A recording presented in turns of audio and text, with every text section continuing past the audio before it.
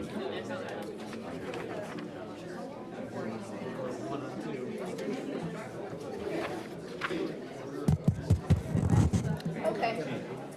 Question. This shouldn't take but everything. If you also need to remove that right after that way it's I got you. This has to do with So there's no emotion or anything? well, you make a motion for all these unless you want to do that. Oh, this is the main for Michael that I've seen in the system. No, I think Lisa and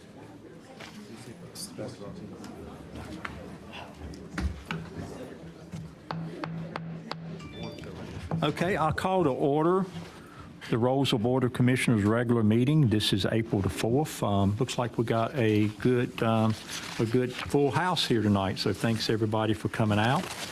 We will start off tonight by calling order and having a pledge of allegiance. I'll lead in that. And Commissioner Long, can you lead in invocation? Absolutely. Okay, thank you. So we'll rise for that. Stay rising for the invocation if you would. Thank you.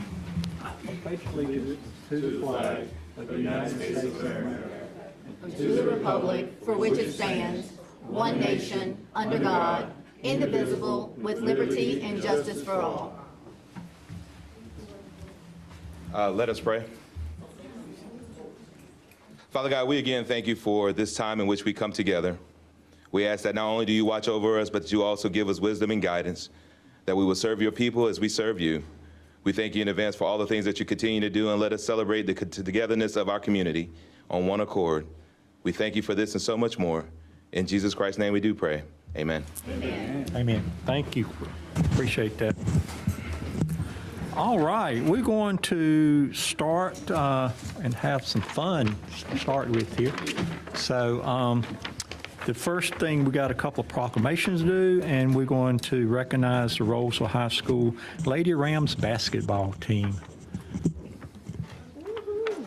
Good champs. I think we wanted to try to play a little video here to start it off Okay. before the proclamation. Let's hope this works.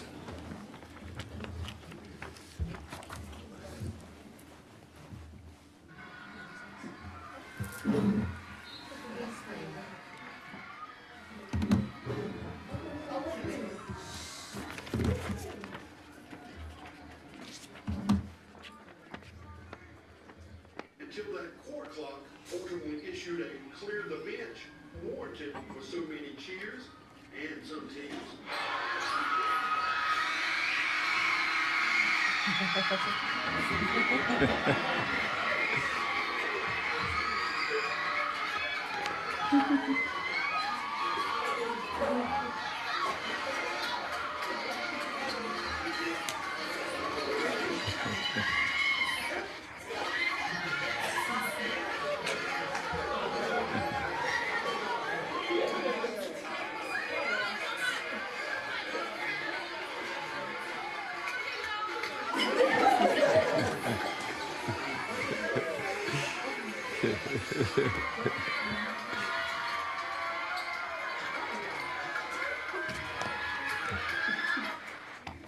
All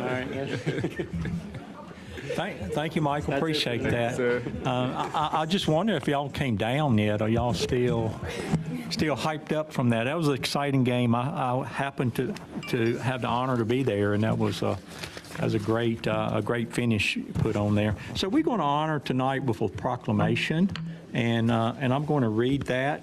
And then if you would, we'll come up and take some pictures. I see the coach, so thank y'all for coming out tonight. So, so this is a Rolesville proclamation from the town of Rolesville, recognizing the Rolesville High School team, Lady Rams.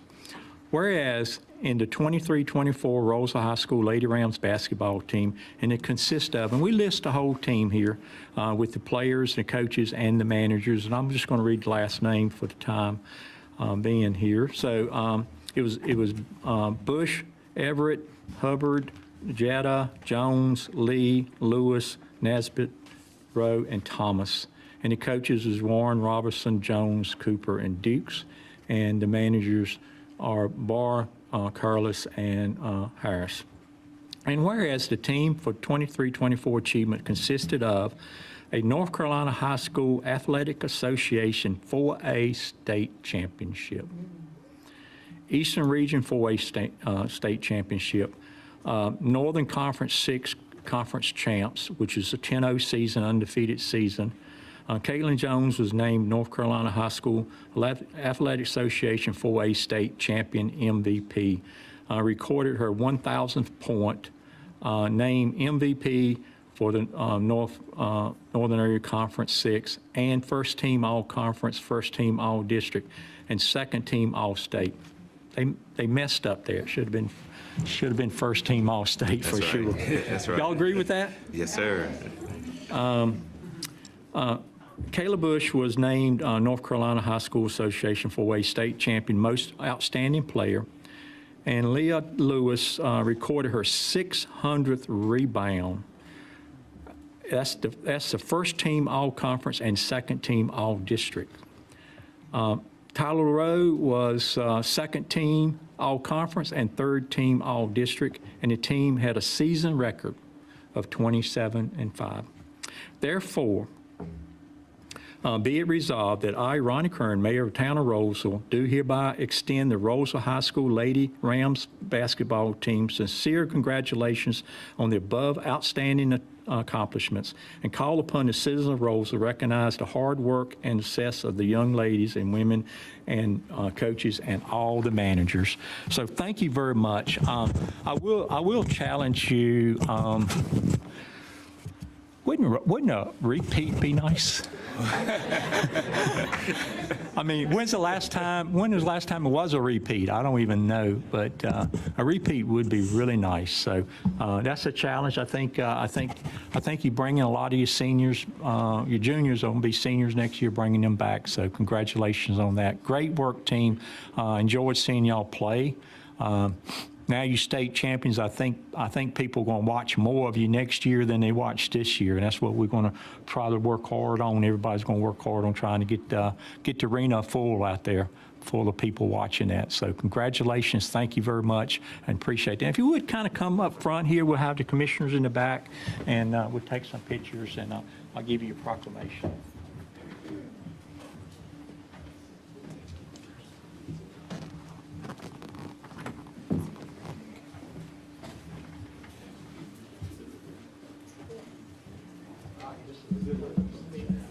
Can I get center?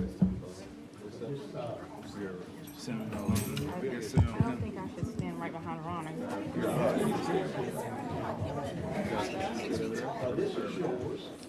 I see Lindsay. Commissioners, can y'all just scoot a little? Do it. I knew she was gonna say shift.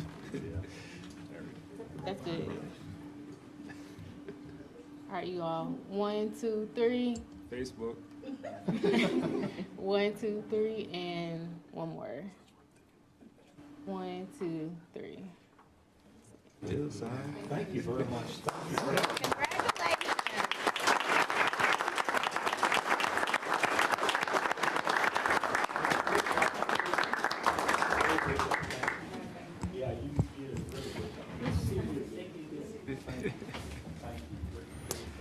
Before they take off, can I say a bit? I just wanted to congratulate you all. I know you're all about to leave. I played 4A basketball at my high school and went on to play in college. And one thing that I think everybody needs to know is that 4A basketball is the hardest level of basketball in the state.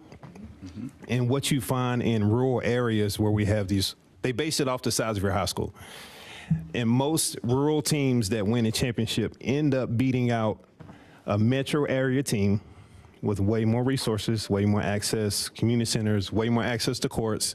And so you all winning a championship is a testament to your high school and also to your parents, because my mama sacrificed a lot for AAU ball, and we were on the bus all the time going out into the middle of nowhere because Roxborough was nowhere close to any decent court. And so I spent a lot of my time playing in Greensboro. So I wanted to congratulate you on that.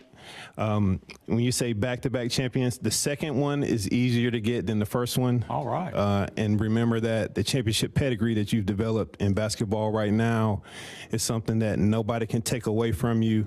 And take that mindset, take that mentality, take the discipline, and apply it to the rest of your life. And lastly, are there any seniors? Are you going off to school anywhere? Is anybody committing anything like that? We want to know who we're cheering for, who to cheer for next, what team to cheer for next if anybody's graduating.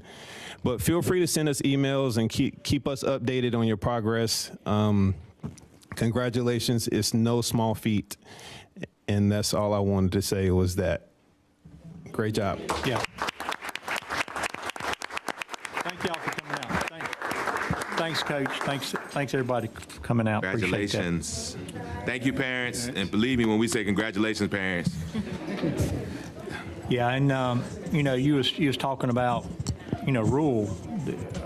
They beat a team from Charlotte. It's the best team in Charlotte. I think Charlotte may be a little bit bigger than Rolesville. Yeah, most teams from here get partnered with like a Metro 6 conference out of Charlotte or the Winston-Salem, the Forsyths, Tabors, what have you. More rural areas get close. We got very close. We were ousted by Chris Paul and I think it was West Forsyth when I was in high school. But, getting close teaches you a lot, but winning it, I mean, it's a whole nother ball game. And it's not easy. It's really not easy to get the first one. But once you do it, I've seen people go back to back, like Central Cabarrus and Concord. My cousin plays for them. They won last year and they won again this year. Oh, wow. Once you do it once, it's easier to do it because you know what it takes. But as you can see, I'm very passionate about high school basketball.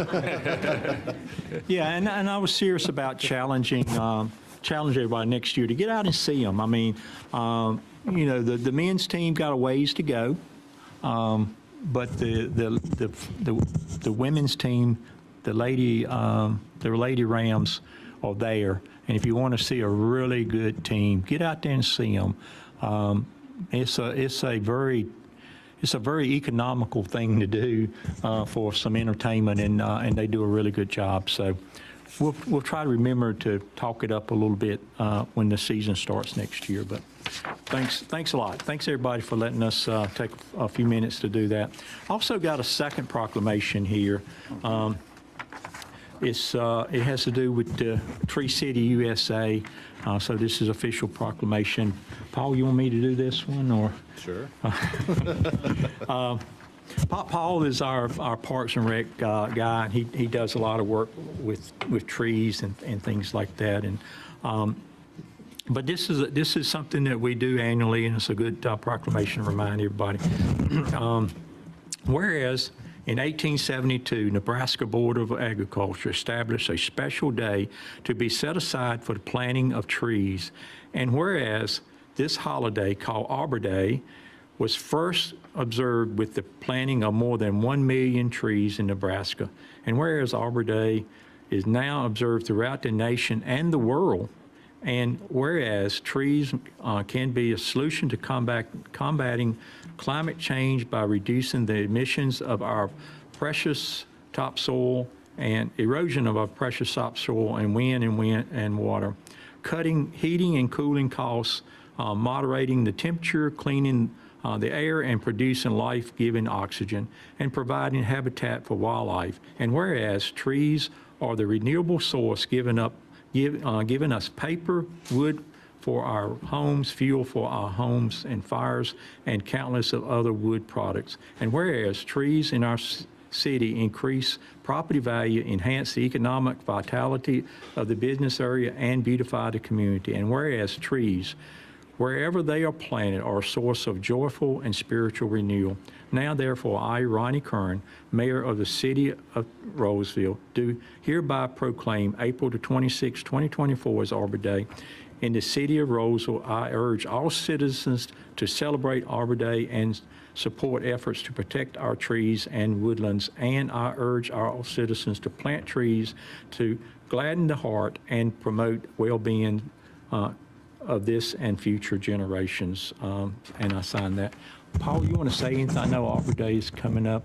Is it So, yeah, we're going to be having our event April 27th from 12 to 2 p.m. It'll be at the top of Main Street Park.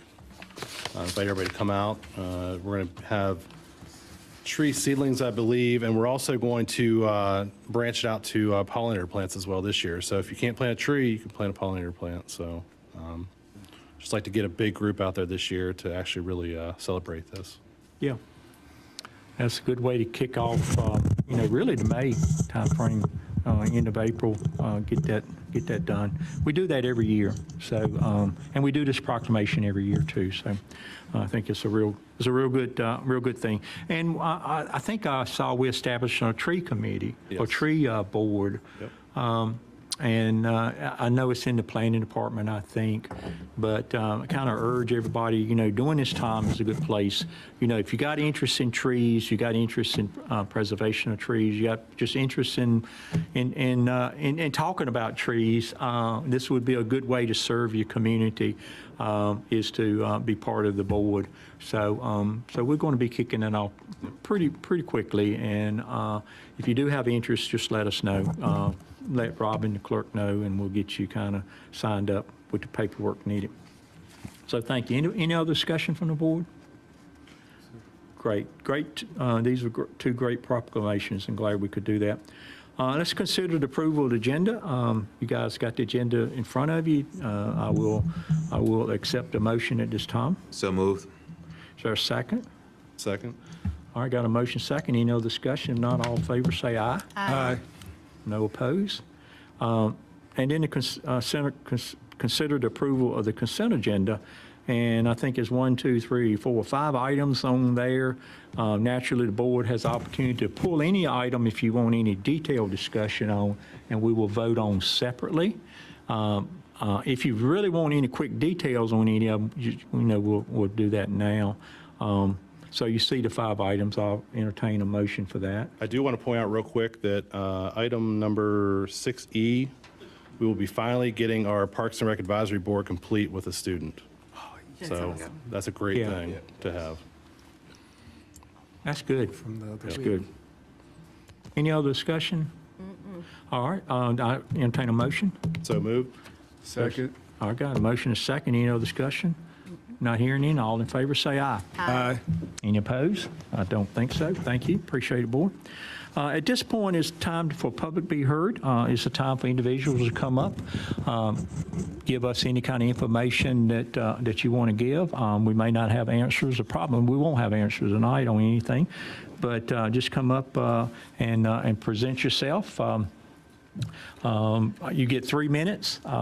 So with some of the business we got coming up, I'll probably be pretty strict to that 3 minutes. So first one is Elfie, I think? Yes, Elfie. Yeah, Elfie, come up and state your full name and your address for the record, and what you want to tell us. Will I be speaking into this? Sorry, it sounds like it's on. Yes, I think it's on. Can you hear it? Yeah. I don't want to yell. Yeah. Thank you very much for giving me 3 minutes. I'll try and talk very quickly. I'd like to strategically serve as a volunteer and concerned citizens in areas of oversight in Rolesville. I've already spoken to many commissioners via email or in person with Dan. I volunteered today to help with the veterans.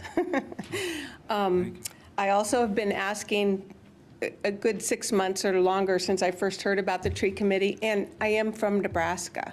Oh, So I think that kind it's of nice. helps. Nice connection. Yeah, and the property, my place of residence is right here in the Barrington community, which is abutting the land that you're going to develop. And there are some wild dogwoods and different things in the woods that I really would like to help protect, as well as lots of wildlife. I'd also like to be allowed to help on the oversight of land development, and the reason for that will become clear with your next speaker.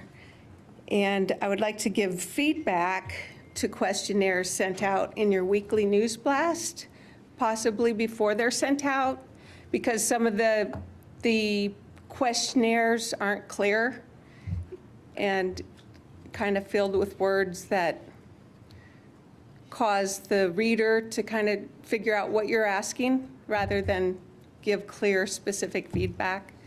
So I'd like to very much be involved in my town. I've been involved in an advisory capacity for many different groups, from universities to student bodies to staffing. I volunteered while my children were growing up, and my connection with basketball is my mother was a basketball star in Iowa back in the 50s, and my sons were attending Lehigh University when they beat Duke in basketball. I know that probably puts a mark on my back for some people, but anyway, I very much would like to serve, and I'm sure my 3 minutes is up. Thank you. Thank you for coming out. Thank you, ma'am. Thank you. Appreciate that. And next, Brad, I think from the same community, if not the same house, Same house. same Yeah. address. We're not ganging up on you today, but my name's Brad Schock. I also live down in the townhomes in the Barrington subdivision. The purpose of my speaking to you, and thank you for hearing me today, is I made the mistake of volunteering to be the president of the board of directors for that HOA.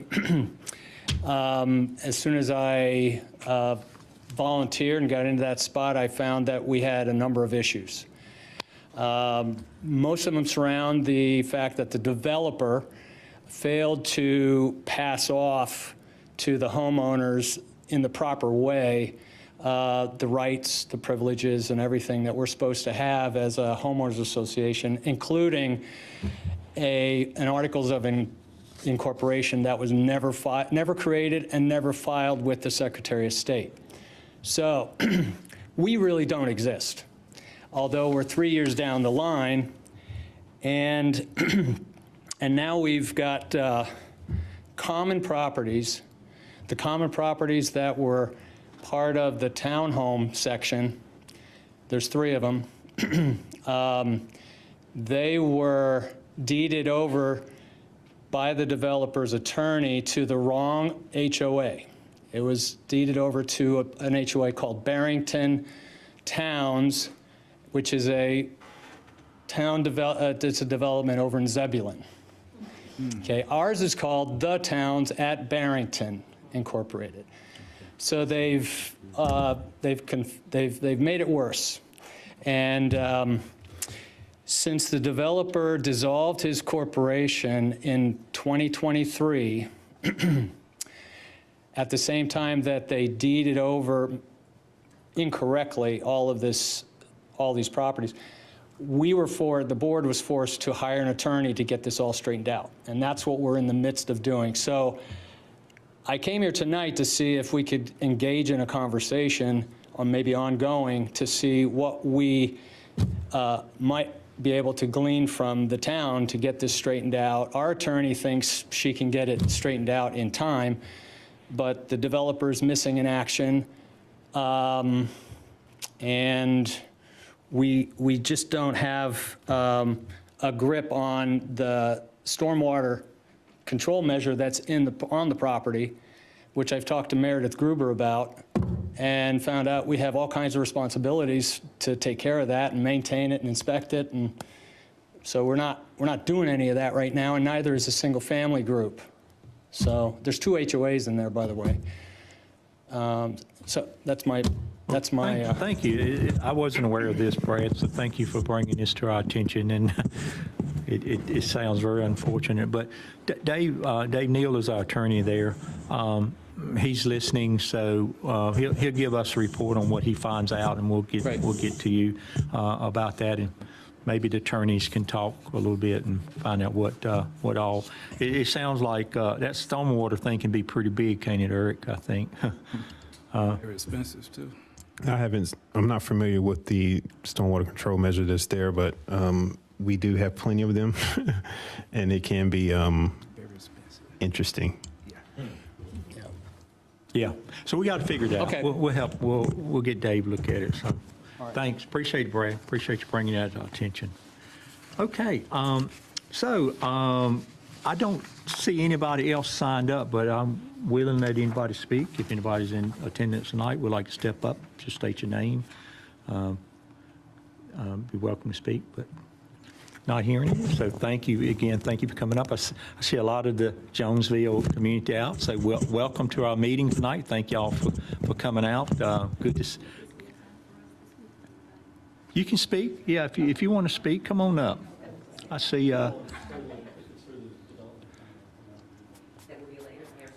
Yeah, Harris Creek will be coming late. If you want to speak specifically on it. If anybody wants to speak on the neighborhood itself, just come on up. I do see y'all doing a lot of good work out there. You know, you got a website and a lot of good things going on. So be exciting to partner with you guys on that coming up. All right, next item is liaison reports. We'll start with Commissioner Austin from Veterans. Anything to report tonight? Yes, sir. I wish the juniors from the high school team kind of stayed so they can, but I'll make sure they get the info. The Coffee with a Veteran, of course, meets on every third Saturday each month at 0900 hours at Arise Co-working Space. The date for this month will be April 20th. It's open to all veterans, veteran spouses, caregivers, and active duty military personnel as well. Actually, the last coffee, we actually had our first active duty Army from Fort Liberty, formerly known as Fort Bragg, attend. The Veterans Fellowship Breakfast meets the last Wednesday of each month at 0900 hours at IHOP in Knightdale. And the point of contact for this is, of course, Master retired Jerry Matnam. The Veterans Resource Fair on April 27 at 8:30 to 1:30. The Family Life Center in Greystone Church, located at 2601 Hillsborough Road in Durham, will be hosting the Veterans Resource Fair. The Durham's Veterans Resource Fair will provide an informative, respectful, free, and fitting to all veterans who serve through any era, at any time, in any location, and has needs of services, support, and/or assistance. Some of their area of focus are employment and training opportunities, housing and support, trauma response, suicide prevention, which is very big amongst veterans, and VA benefits. The Memorial Mile. Please join the Garden Club of America as well as Rolesville Parks and Rec on 27 May at 1100 hours, located here at our town hall. You can request a free Memorial Mile sign for a family or friend who served our country and paid the ultimate sacrifice. You can also purchase a Memorial Mile t-shirt for $45 American dollars. The information for this shirt, as well as the sign, are located on our town's website. And I have an update for the NNDCC, or known as the Navy National Defense Cadet Corps. The Area 6 Commander, he is located in Raleigh. He gave me some more updates as he is down in Florida right now. The unofficial word is still approving pending. That's the great thing. But they're trying to decide what direction will seem perfect fit for Rolesville. Is it going to be a Navy National Defense Cadet Corps, meaning that Wake County will be paying for that first personnel, and then if it, or I'm not going to say if, when it becomes successful, then the Navy will chip in for half of the salary of the second person. Or can we outright get a junior ROTC program? And that's what they're looking at right now and trying to see who is amongst North Carolina. There's 30 right now who is not cutting the mustard, so they can decommission them and commission Rolesville. So the great thing is that something is coming. What it would be best to start out as a JRTC, and then we won't have to worry about transitioning from the NNDCC to a JRTC, and the Navy will fund both of those salary, half of those salaries, and Wake County is responsible for the other. And sir, that will complete my report. Good report. Thank you. Thank you very much. Thank you, sir. Commissioner Long, Public Safety. Good afternoon, Mr. Mayor and fellow members of my staff. We do not have any major updates from public safety at this time. I do have one good news about the fire department. We are progressing towards unification very soon. Thank you. Thank you. Appreciate that. Commissioner Paul's not here, senior citizens. He didn't leave a report. I don't think we don't have a report from him, I don't think. But I would like to say I did run into, I think at a chamber event, some of the people from the senior network group. They do a great amount of work in town, do a lot of stuff, a lot of volunteer work. And they had really great praises to say about our Parks Department and all the people working closely with them and working with them on some shared activities and things for the senior citizens. So really appreciate that. Just express my gratitude, if you would, June, to the staff and the work they're doing with senior citizens. I think we're making really good strides there. So just appreciate all they're doing. So thanks a lot. Commissioner Sneed, Planning Board, anything? Just briefly, we met on March 25th, and we covered 2 cases, and Meredith is actually going to speak on those cases here in just a little bit, but I just want to just give two brief things. We heard 111, 113, 115, which is the Joel Fund, and they're going to come and speak to us in May. So that's interesting. It was a learning experience for me with them. And we also discussed the hills at Harris Creek. And when Meredith comes up today, she is going to have graphics and details. The 111, 113, 115 was a conditional rezoning with no concept plan. And the hills at Harris Creek, they have come before us before a couple times, I believe, and they were denied. And so they have gone back and reworked their application and changed it to all single-family detached homes. And then, and Meredith is going to speak a little bit on that when she presents later. And our next meeting is April 22nd. Thank you. Appreciate that. Okay, last but not least, Commissioner Bilgott, Parks and Recreation Advisory Board.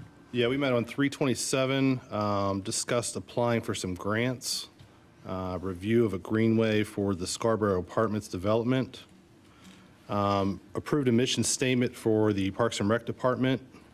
As I previously mentioned, the Arbor Day event we will have April 27th, 12 to 2 p.m. at Main Street Park. And they also picked, we have our trail art program. They actually picked the trail art for the June event. And I'd love to tell you what it looks like, but you're going to have to walk around all the parks and find it in June. So No hints. No hints at all. They do put out 2 every day in the month of June. It will be either in Main Street Park or Millbridge. It's exciting. Yep. Little teaser. Yeah, and that's all I have. Great, thank you. Good work. Everybody's working very hard, so appreciate all good work and great reports there. Communications from the staff now.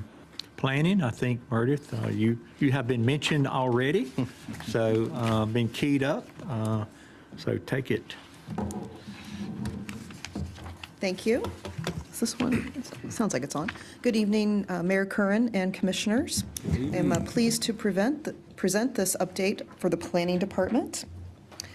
So first, we're going to have a short 2023 annual report. So in 2023, there were 6 annexation applications, 7 rezoning applications, 4 preliminary subdivision plats, 8 applications for construction infrastructure drawings, 18 applications for final subdivision plats, and 10 applications for site development plans, and 2 variances. So some of those applications you can see are still in review. And so if that doesn't really paint a picture in your head, if we want to look at this a different way, that equals over 2,400 residential lots, 1,650 single-family detached, over 500 townhomes, 240 multifamily units. In addition, commercial or non-residential floor space bringing us retail, restaurants, daycare, and storage. So 2023, we had a lot going on, and we'll continue to do more in 2024. So you can see we have a lot of smiles in the planning department, more smiles than we've seen before because we have more staff than we've ever had before. And in 2 weeks, we'll be fully staffed. So we'll go left to right. Left, Michael Ellebarger, our new Assistant Planning Director. Second, Austin Kiefer, Planner 2 for Long Range. And then me, Meredith Gruber, Planning Director. Tanner Hazlett, he's our brand new Planner 1. He is a recent graduate from East Carolina University, and we're really happy to have him on board. And then, of course, Michelle Raby, who's been with us the longest. So one great thing about Mike's promotion is this is going to bring us more capacity and more opportunity. So our plan, Mike is going to lead current planning, development review, development services, and then I'll be over the long-range planning. Mayor Curran, that's something you've said to me the entire time I've been here. We need to spend more time on long-range planning. So with Mike's promotion and our new hires, we are spending more time on long-range planning. Austin is assigned to Campo, the Technical Coordinating Committee, and he has been able to go to those. He's going to be going to that meeting in person this week, and he's been doing more of the transit meetings, so we're really excited to be more involved in that. I know that's something that you do as well. That's good. And then coming soon, I'm sure you've noticed Heartland Dental. They are almost complete. And Publix, as well as Cobblestone Building 5, it's one of the buildings central to or internal to the site. You'll be seeing those going vertical very soon. Proposals were due yesterday for our comprehensive plan and economic development plan update. We got 5 of those, so we're going to be working on the consultant selection within the coming weeks. And the affordable housing plan draft will be out this summer, likely August. So a lot of exciting things going on in 2024. And let me know if you have any questions for staff. Very good. Thank you. Yeah, you do have a lot of things going on for sure. Any questions? Anybody? Oh, great work. Thank you. Yeah, the great work. Thank you, and appreciate. You got a great staff now, I think, and y'all got a lot in front of you. I think the planning board got a great planning board. Working. Also, we got one of the planning board members here tonight. Yes. So I think everything. I'm going to have a tree board soon. I think that's in your department, right? It's going to be a collaborative process. Actually, Tammy Kroom in Public Works is going to be the main staff liaison. However, someone from planning as well as someone from Parks and Rec will be supporting Tammy in that effort. So we see that as a joint kind of a combined, Yes. Overall thing. Yes. That's good. That's good. Well, thank you very much. I don't think there's any questions. Appreciate it. Thank you very much. Okay, our next is Economic Development Communications. So I see Michael coming up. Is any economic development going on, Michael? Just a little bit. Just like with all the developments and planning, just a little. So. Yeah, they steal all your thunder right off the start. don't they? Yeah, I know.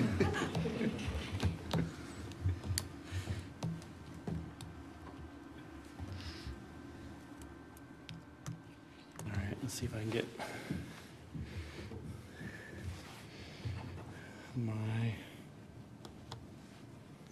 Here we go.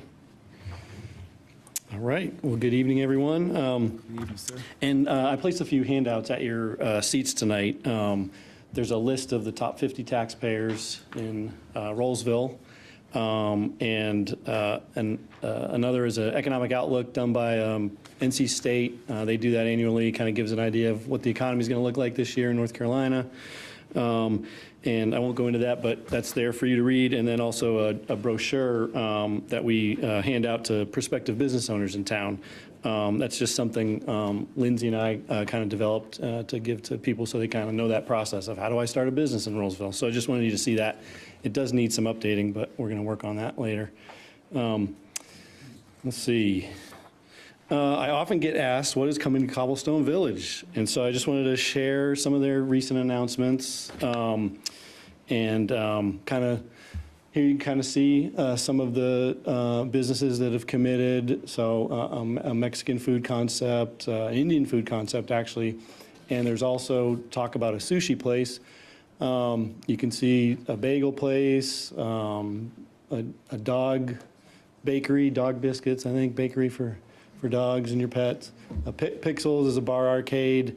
And even some local businesses are going to be moving over there. So Local Charm, that's currently at Rogers Road, is going to move in there. And then Sherry, who runs our farmers market in the summer, she's going to open up a spot there. So here's just a few of those. But if you get asked, there's the answer for now. And they make new announcements all the time. They're telling me that they're almost, fully booked. So Is that on their website?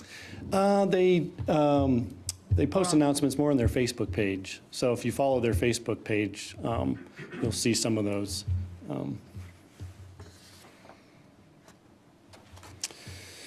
And just want to mention, a couple weeks ago, I attended the North Carolina Main Street Annual Conference, which is the largest of its kind, I learned, in the country. North Carolina hosts the largest one. So, and I was just reminded that Main Street development really is economic development. Sheila Sutton, the president of the Rolesville Downtown Development Association, attended along with Luther Williams, who also is a volunteer. So the three of us went over to Goldsboro and just kind of attended work sessions on marketing, downtown revitalization, different funding sources for downtown development, ways to activate your downtown, and in creating, engaging festivals and activities in your town. And so I just wanted to mention too that the RDEDA is off and running, meeting monthly, has established 3 working committees focused on economic vitality, appearance and design, and then marketing. So we should have more to share soon regarding them kind of getting an online presence, setting up a social media, and things like that. I think they're talking about developing a logo. So they're really coming along now.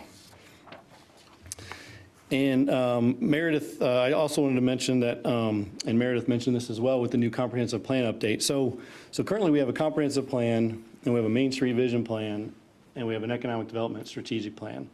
And so with this new comp plan update, we really want to bring these 3 together so we don't have these separate discrete plans out there, but just really have a good focus, a good nice section on economic development, and a good nice section on our Main Street development that wraps in holistically with this overall comprehensive plan. So, and that's how, Meredith wrote up that RFP. So we're hoping to get good consultants that kind of have expertise in some of these different realms to bring something together for us. So we're not always referring to all these different plans out there. But so looking forward to that.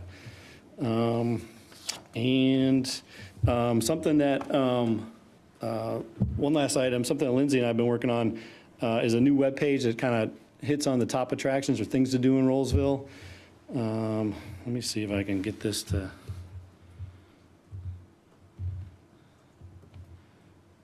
open the actual page, and you can kind of see on our website here.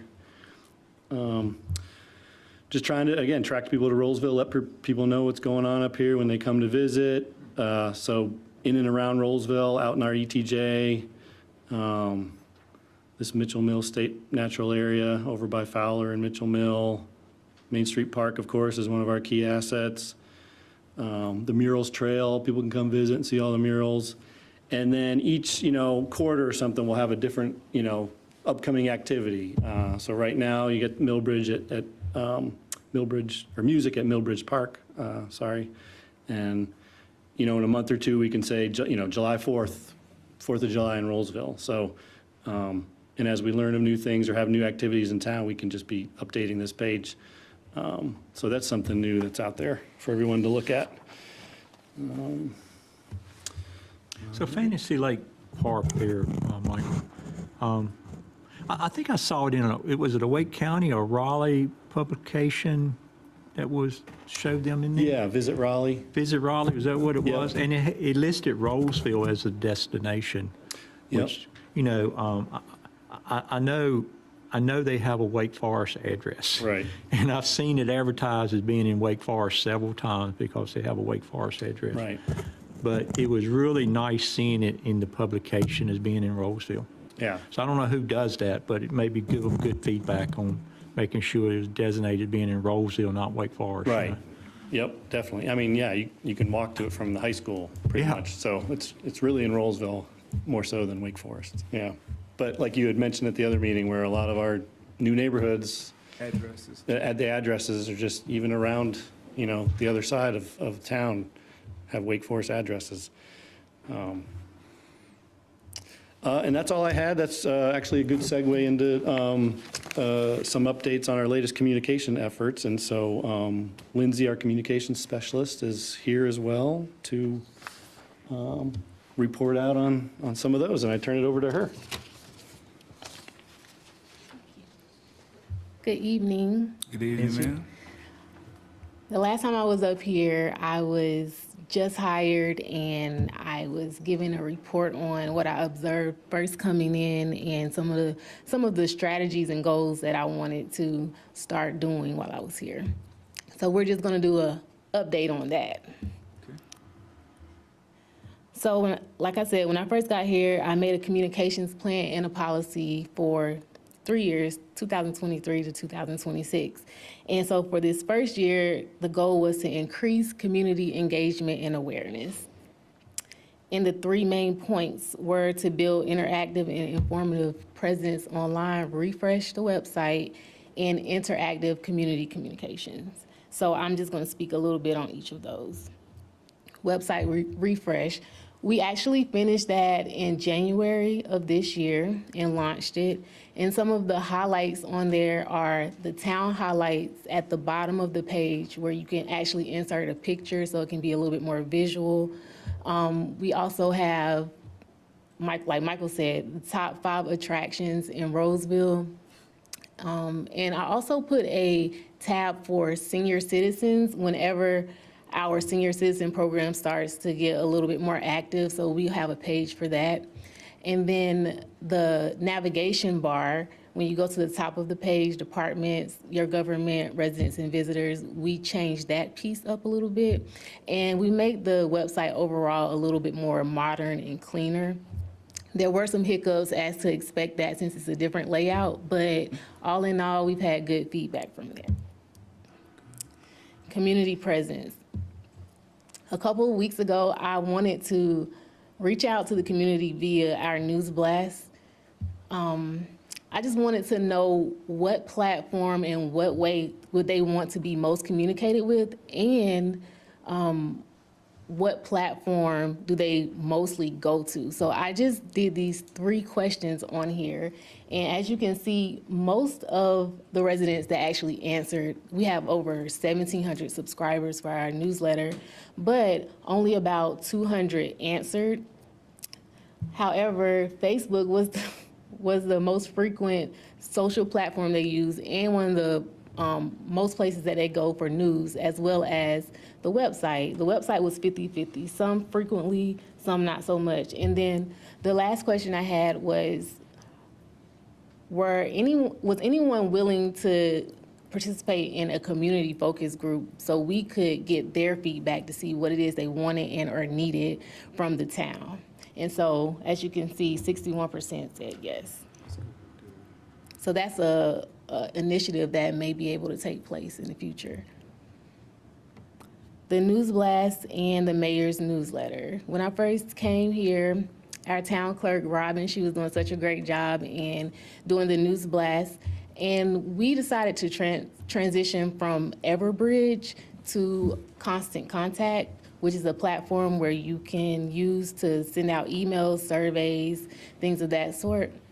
And so here is an example. On your far right, you'll see the News Blast. We started putting pictures in there, little surveys, getting a little bit more engaged. And on the left-hand side, you'll see examples of the mayor's newsletter, which we just started that this year. And we've had a pretty good response with that as well. Internally, our intranet SharePoint site, we started that about a month ago, and that's been really well. So that's just the internet for our town staff where they can go and get information about HR, town policies, upcoming events, just to kind of heighten the morale in the workplace. And then last but not least is the annual report. This year, we wanted to do something different. We wanted to do something a little bit more engaging, so we decided to do a video. And the mayor and I, right now, we're working on that. And I just wanted to show you guys a sample, a small sample of the beginning of it. Hope it's not too loud.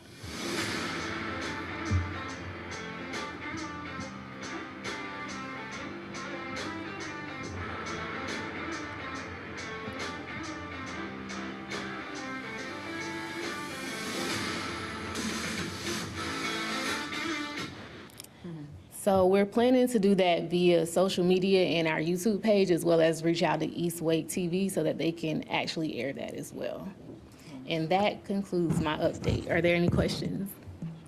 I have a couple questions for you. So when you post the Facebook events, I had talked to Michael, I had mentioned this to Michael over here once before. I had asked him to, if you would, start making the events, I think they're invites, I can't think right now, where people can say they're interested and it pops up. Yes, ma'am. Did you start that? Yes, ma'am. We started that with the community strategic meeting that's coming up. Okay. That was the first one that we started, and currently I can give you numbers. We have 3 people that are going and 14 that are interested. Okay. But on the back end, with a Facebook page, we can invite people, but we have to invite them one by one. So it's kind of hard to invite 3,000 friends one by one. There's not a select all for that. However, they can see it on our Facebook page, and as we share it, they'll be able to say that they're interested or not, and if they're going or not. The interested is what I wanted to make sure was on there, because if they show that they're interested, then it'll continue to pop up, right? They'll Right. get reminders, right? Right, and it's automatically on there, so you just say Yeah. you're going or you're interested. Perfect. So. Okay. And my second question is, do you have numbers on how much activity has increased since you started the campaign to increase the community interaction? I can get you numbers. I've looked at them, but I don't have specific numbers that I can tell you right now. Okay. But I can definitely get that to you no later than tomorrow. Okay. But you have noticed an uptick I in the have. number of We have- participants on our Facebook and all that? Yes, ma'am. We have Google Analytics on our website, and then on Facebook, there's an analytics page where it shows you. And I actually wrote it down because you can't access it past a year. So when I first got here, I wrote down how many Facebook followers that we had and the engagement, and so I can compare it to what it is now. I would love to see that. Thank you. Any other questions? Yes, for the focus group, would it be online or would it be face-to-face as well? Well, I was thinking that we would have a focus group in person, and that it would be an interactive focus group. So we would ask specific questions, and we would actually just have a conversation. So how would you best like to be communicated? I know we have different demographics here. We have 25 to about 35, then 50 to 60, and then even up in age. And so if we were able to get all of those demographics in here, that target audience in here, then we could figure out what best works for everyone. And there are some things that we're kind of leaning away towards because we're more digital now, but I think it's important to still cater to Yes, the paper, the tangible things that people like, so. understood. Thank you. Any other questions? Any other questions? Board? Great presentation. Thank you. Yeah, great. Great Thank you. presentation. Thank you, Lindsay. Thanks. Appreciate that. Anything to wrap up with, Mike? That's it? All right, thank you. Good. As you can see, the staff is staying busy, planning and economic development and communications, so thank y'all for that. Okay, our next item, 11A1, this is a legislative hearing for map amendment 23-08 and also annexation 2205 Harris Creek Farms. So with that, I will kick off this public hearing, and I will first take a introduction by the staff. So, Meredith, it's all yours.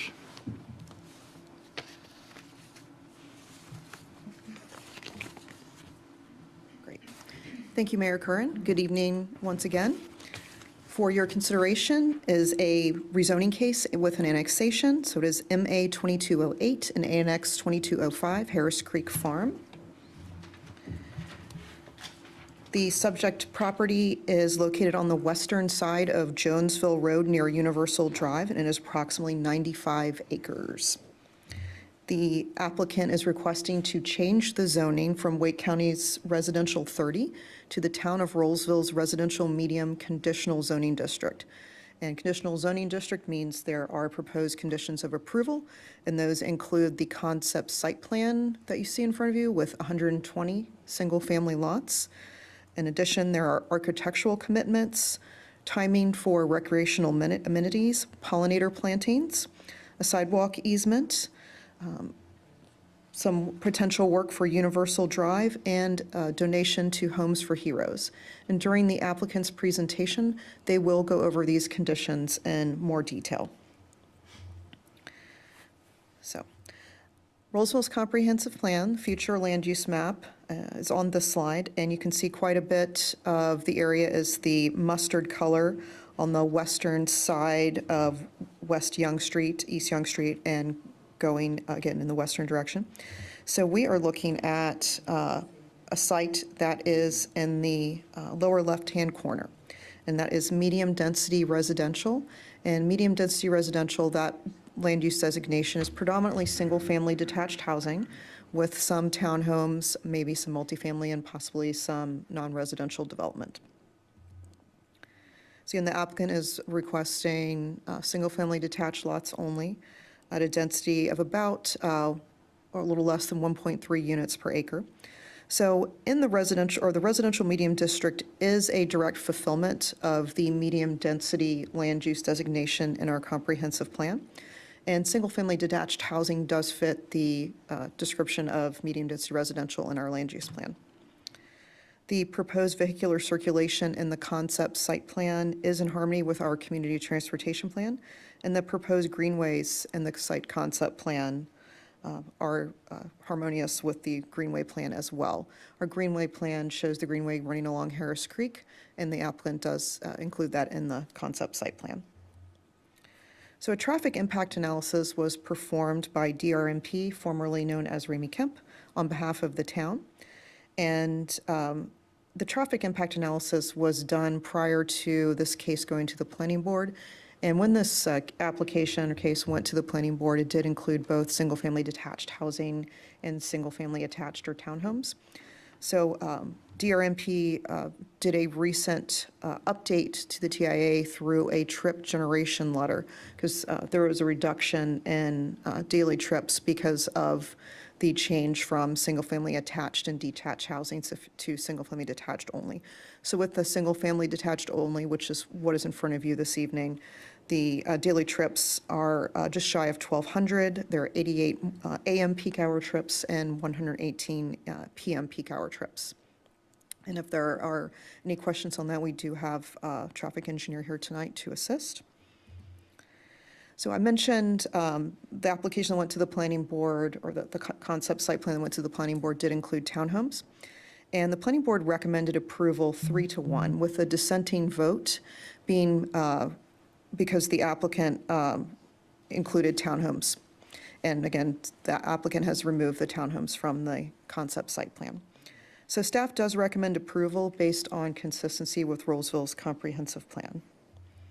And the applicant is present this evening and has a presentation that I will pull up for them. Do you have any questions for staff before the applicant gives their presentation? I have one question, and I'm sorry I didn't call earlier to ask you this question. Okay. And I looked for it, but tell me if I missed it.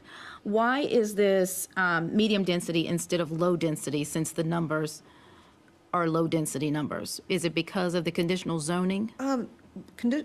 The conditional zoning is allowed with any district, and the cluster option is allowed in both low density and medium density. So based on the lot size that the applicant is requesting, that is why they're requesting the residential medium. Okay. And again, residential medium is for single-family detached only. In our LDO, if townhomes are only allowed in residential high. So the previous version of this had a combination of residential high and residential medium. Any other questions for staff right now? Would you stand by? We'll probably call you back up, Murphy. Sounds Thank you. good. Thank you for that. Does the applicant have a presentation or a opening comment? If you would, state your name, address.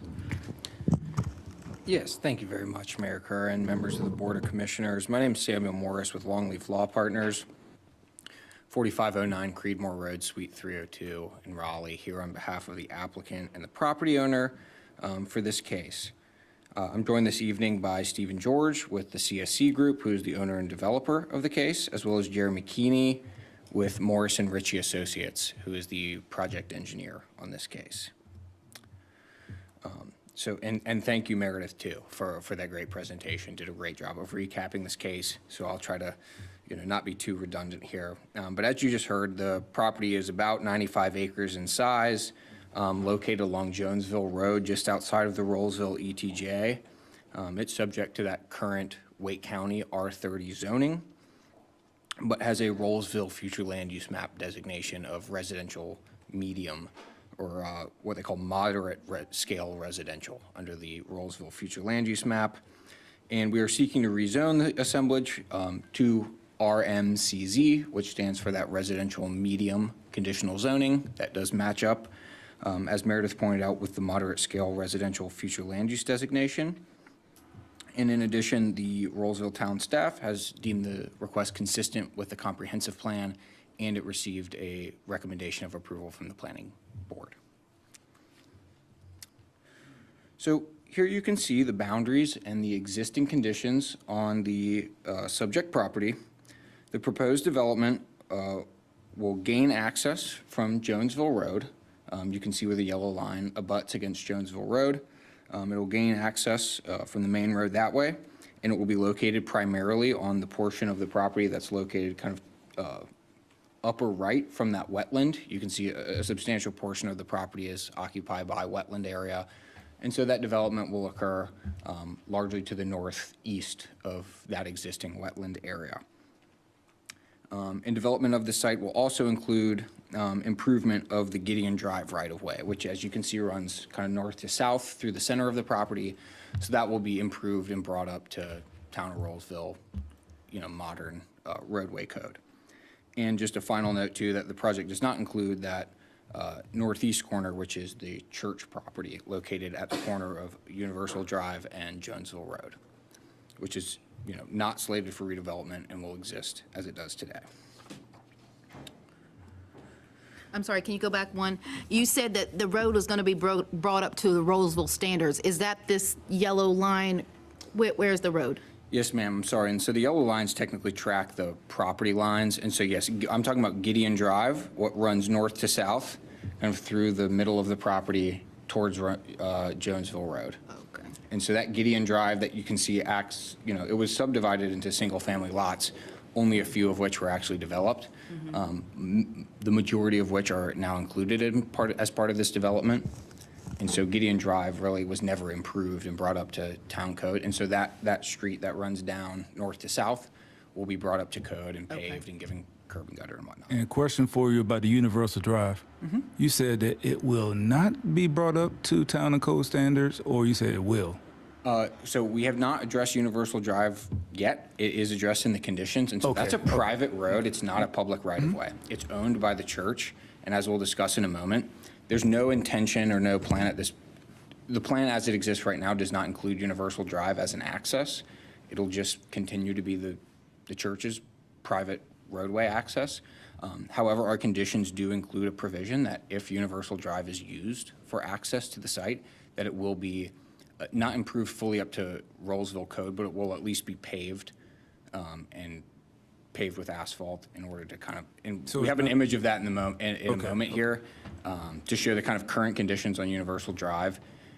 And that has to do with the fact that it's not a town-maintained right-of-way, but it will, if it gets used as an access point to the site, it would be at least paved and improved to some extent, yeah. happy to address that in a little bit Yes. further and answer any questions you have.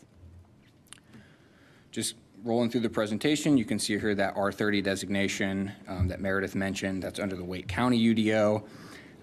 You can also see, however, across Jonesville Road is that purple assemblage, which has already been annexed and rezoned by the city, or by the town of Rolesville.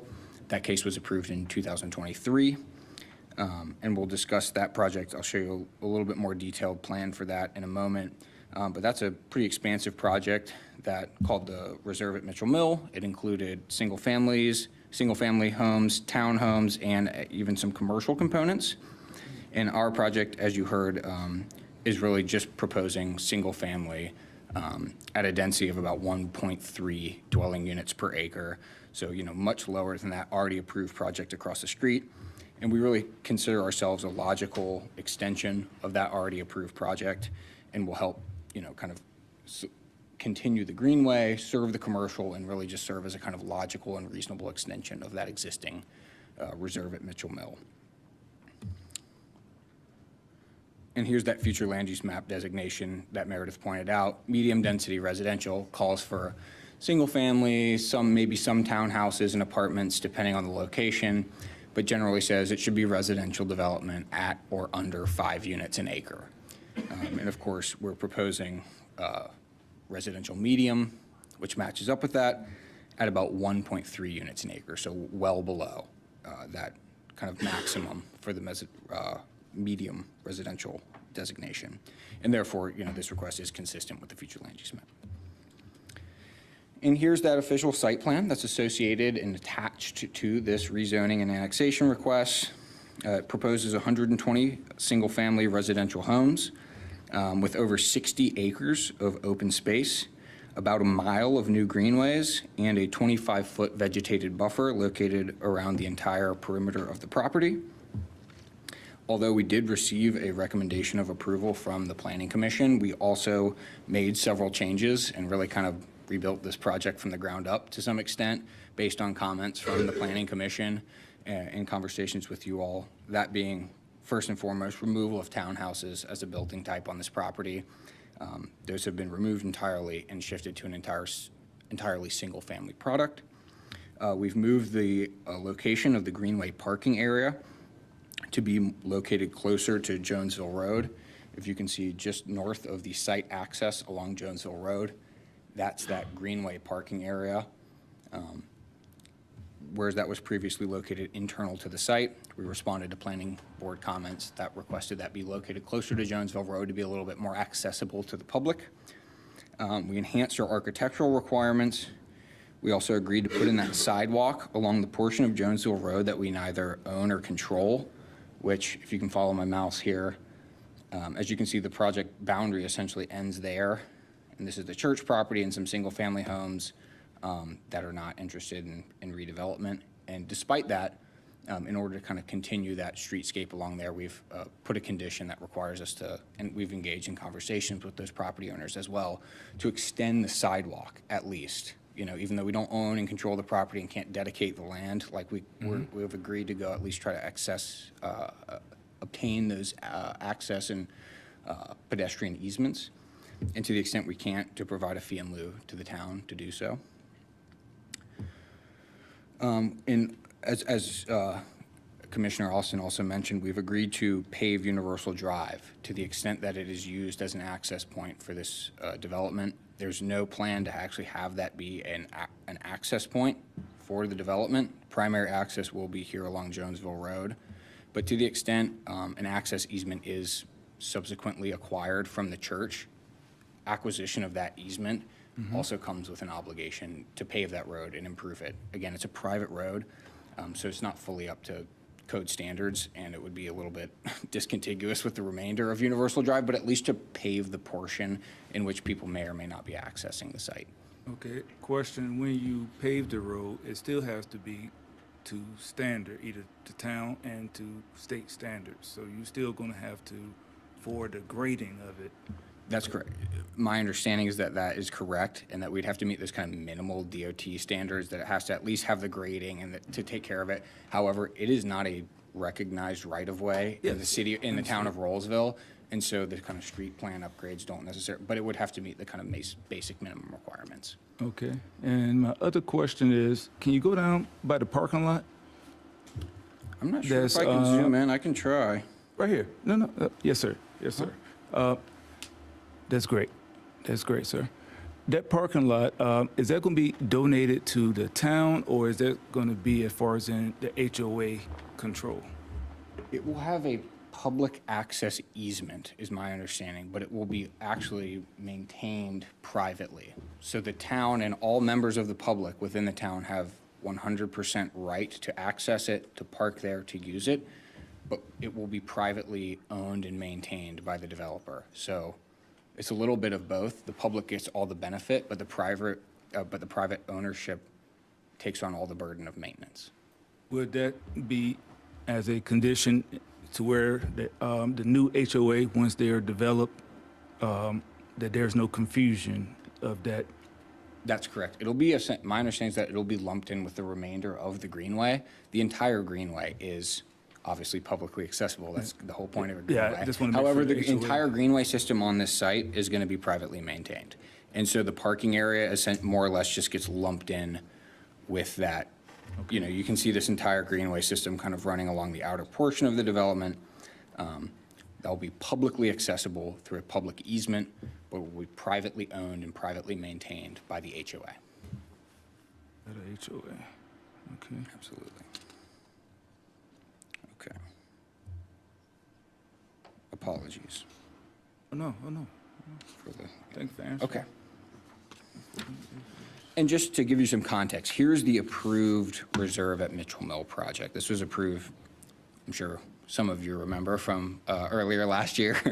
Yeah, this is the reserve at Mitchell Mill. It's about 141 acres located just on the other side of Jonesville Road. For context, you know, here's the church up here at this corner. That's Universal in Jonesville. And our project consists of, you know, the majority of this area located along Jonesville and then west.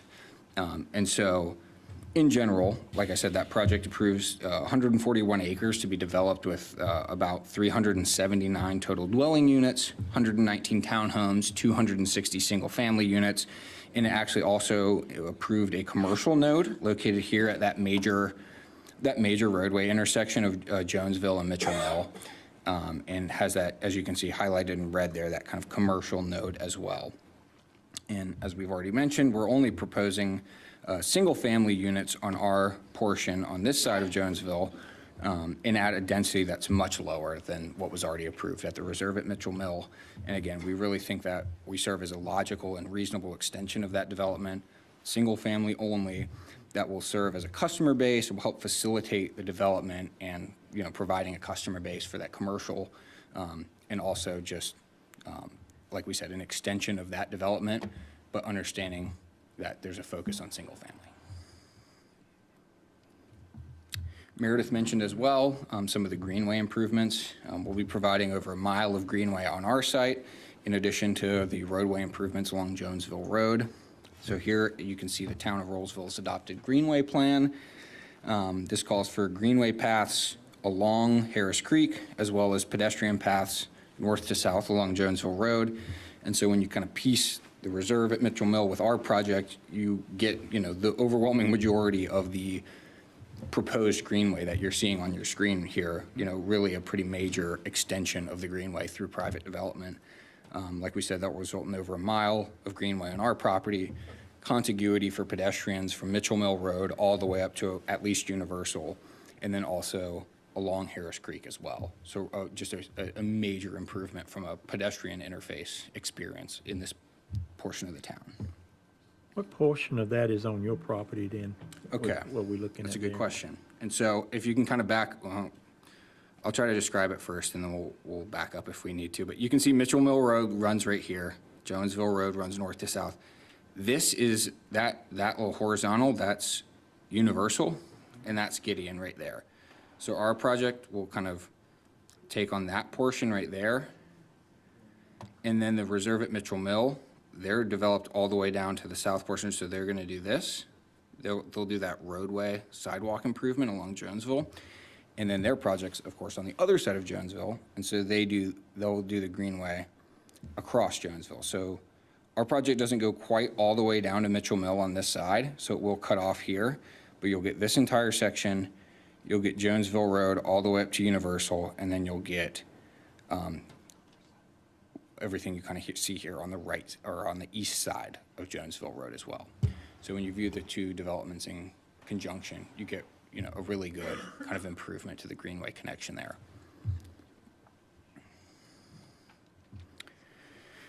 Meredith did a good high-level overview of our voluntary rezoning conditions. I won't go through these in extreme detail, but just to make sure you're aware of the high-level aspects of it. You know, we're proposing that maximum density of 120 single-family units, no more than that. It imposes building size and architectural requirements to make sure that everything, you know, is in line with the kind of current architectural design throughout the town and in the area. We have a commitment to provide those greenway paths that we showed, the gazebos, playground, dog park, all of which is shown on that official plan, but it's just a sort of codification of that.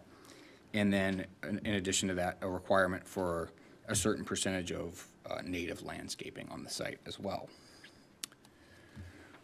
We also have agreed to, as I mentioned earlier, the sidewalk easement. We've had preliminary discussions with the property owners along Jonesville Road. They seem amenable to working with us to procure that sidewalk easement and put it in place. So we intend to do that, but to the extent that maybe ownership changes, or, you know, you never know what quite can happen. You know, you can't force anyone to sell their land if they don't want to. So in the event that anyone, you know, changes their mind along Jonesville Road, that we do have that provision to allow, provide a fee in lieu to the town in case, like we said, ownership changes or anyone changes their mind, but do have full intent to kind of complete that pedestrian connection that brings it all the way from Mitchell Mill north to Universal. And of course, it includes the requirement to pave Universal if we acquire an access easement to allow Universal to be used as access to the site. If we don't acquire that access easement, that will just remain kind of a private driveway that's used by the church, and it will not be used for access to our site. It's access to your site for construction or for permanent use? It would be both. Well, Both. it would probably still have to be paved, because looking at, if I remember when I drove by and look at Gideon, there's a home there. So that residential, someone's gonna still have to use Universal like right now to get there. So if I live in that neighborhood, I know Right. I would use Gideon and hop on Universal as a secondary. Right, Egress. absolutely. And so, yeah, however, there will also be, we'll back it up just really quick. There will also be a new access right here, you see, directly out to Jonesville, if that makes sense. So those who have been living on Gideon and using Universal as an access for a long time, we're not interfering with their right to do so. We're not claiming anything. We're just basically saying that for as far as our development is concerned, we're proposing access along Jonesville Road. And to the extent that in the future the development does acquire some type of access to use Universal, that it would be paved for the church.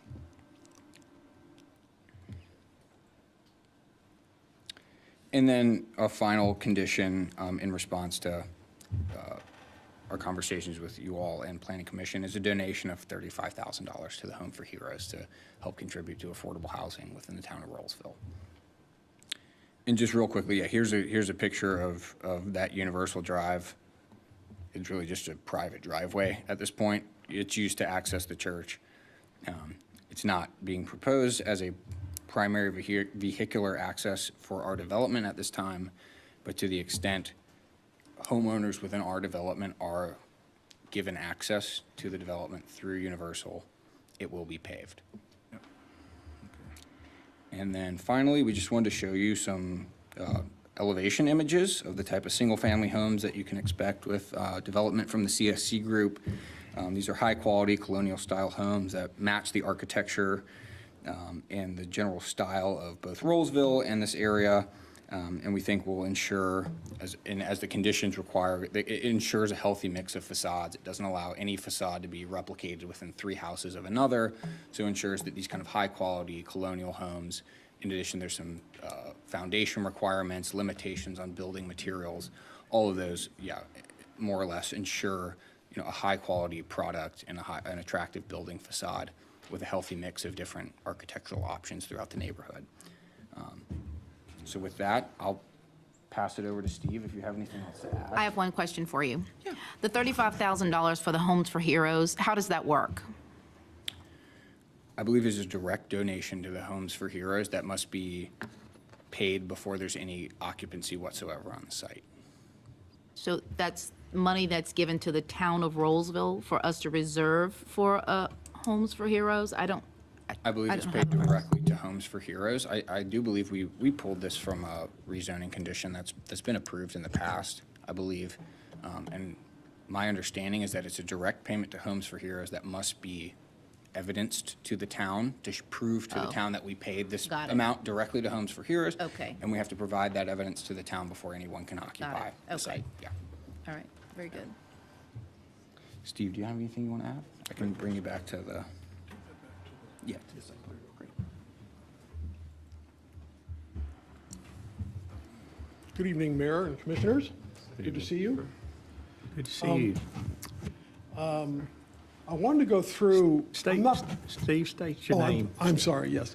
My name is Steve George. I'm with the CSC Group, 507 Rockcastle Drive, Cary, North Carolina. I was going to go through all the conditions, but it seemed Sam and Meredith have covered all of that, so I won't be redundant. But I did want to touch on a couple of the items that we've been talking about here. And Mayor, to your point, I also wanted to point out here, if I can get this here. Sam pointed out the greenway that comes across here, which is the greenway we will be putting in. We also have greenway that comes up and into the site and around the site. It goes two different directions, okay? Now, these sections, again, are public, open to the public, but they are privately maintained by the homeowner association. Just like the parking lot, the question came up about the parking lot, it'd be the same thing, open to the public, but maintained by the homeowner association.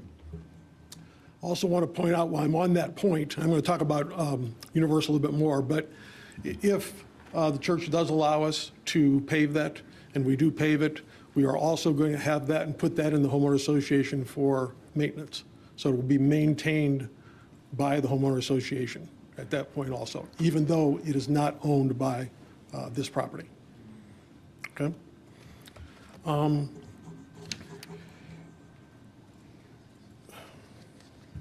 Also, just wanted to touch, I wanted to make sure that everyone understood when Sam was talking about Gideon Drive.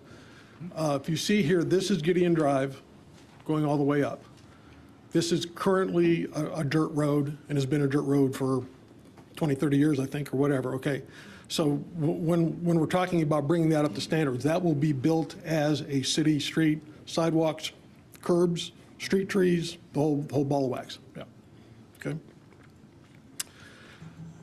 When we first started this project, when we went to the neighborhood meetings and to the planning board, one of the items that came up is connectivity. And where this came up is, as Sam pointed out, our property ends right here on Jonesville Road.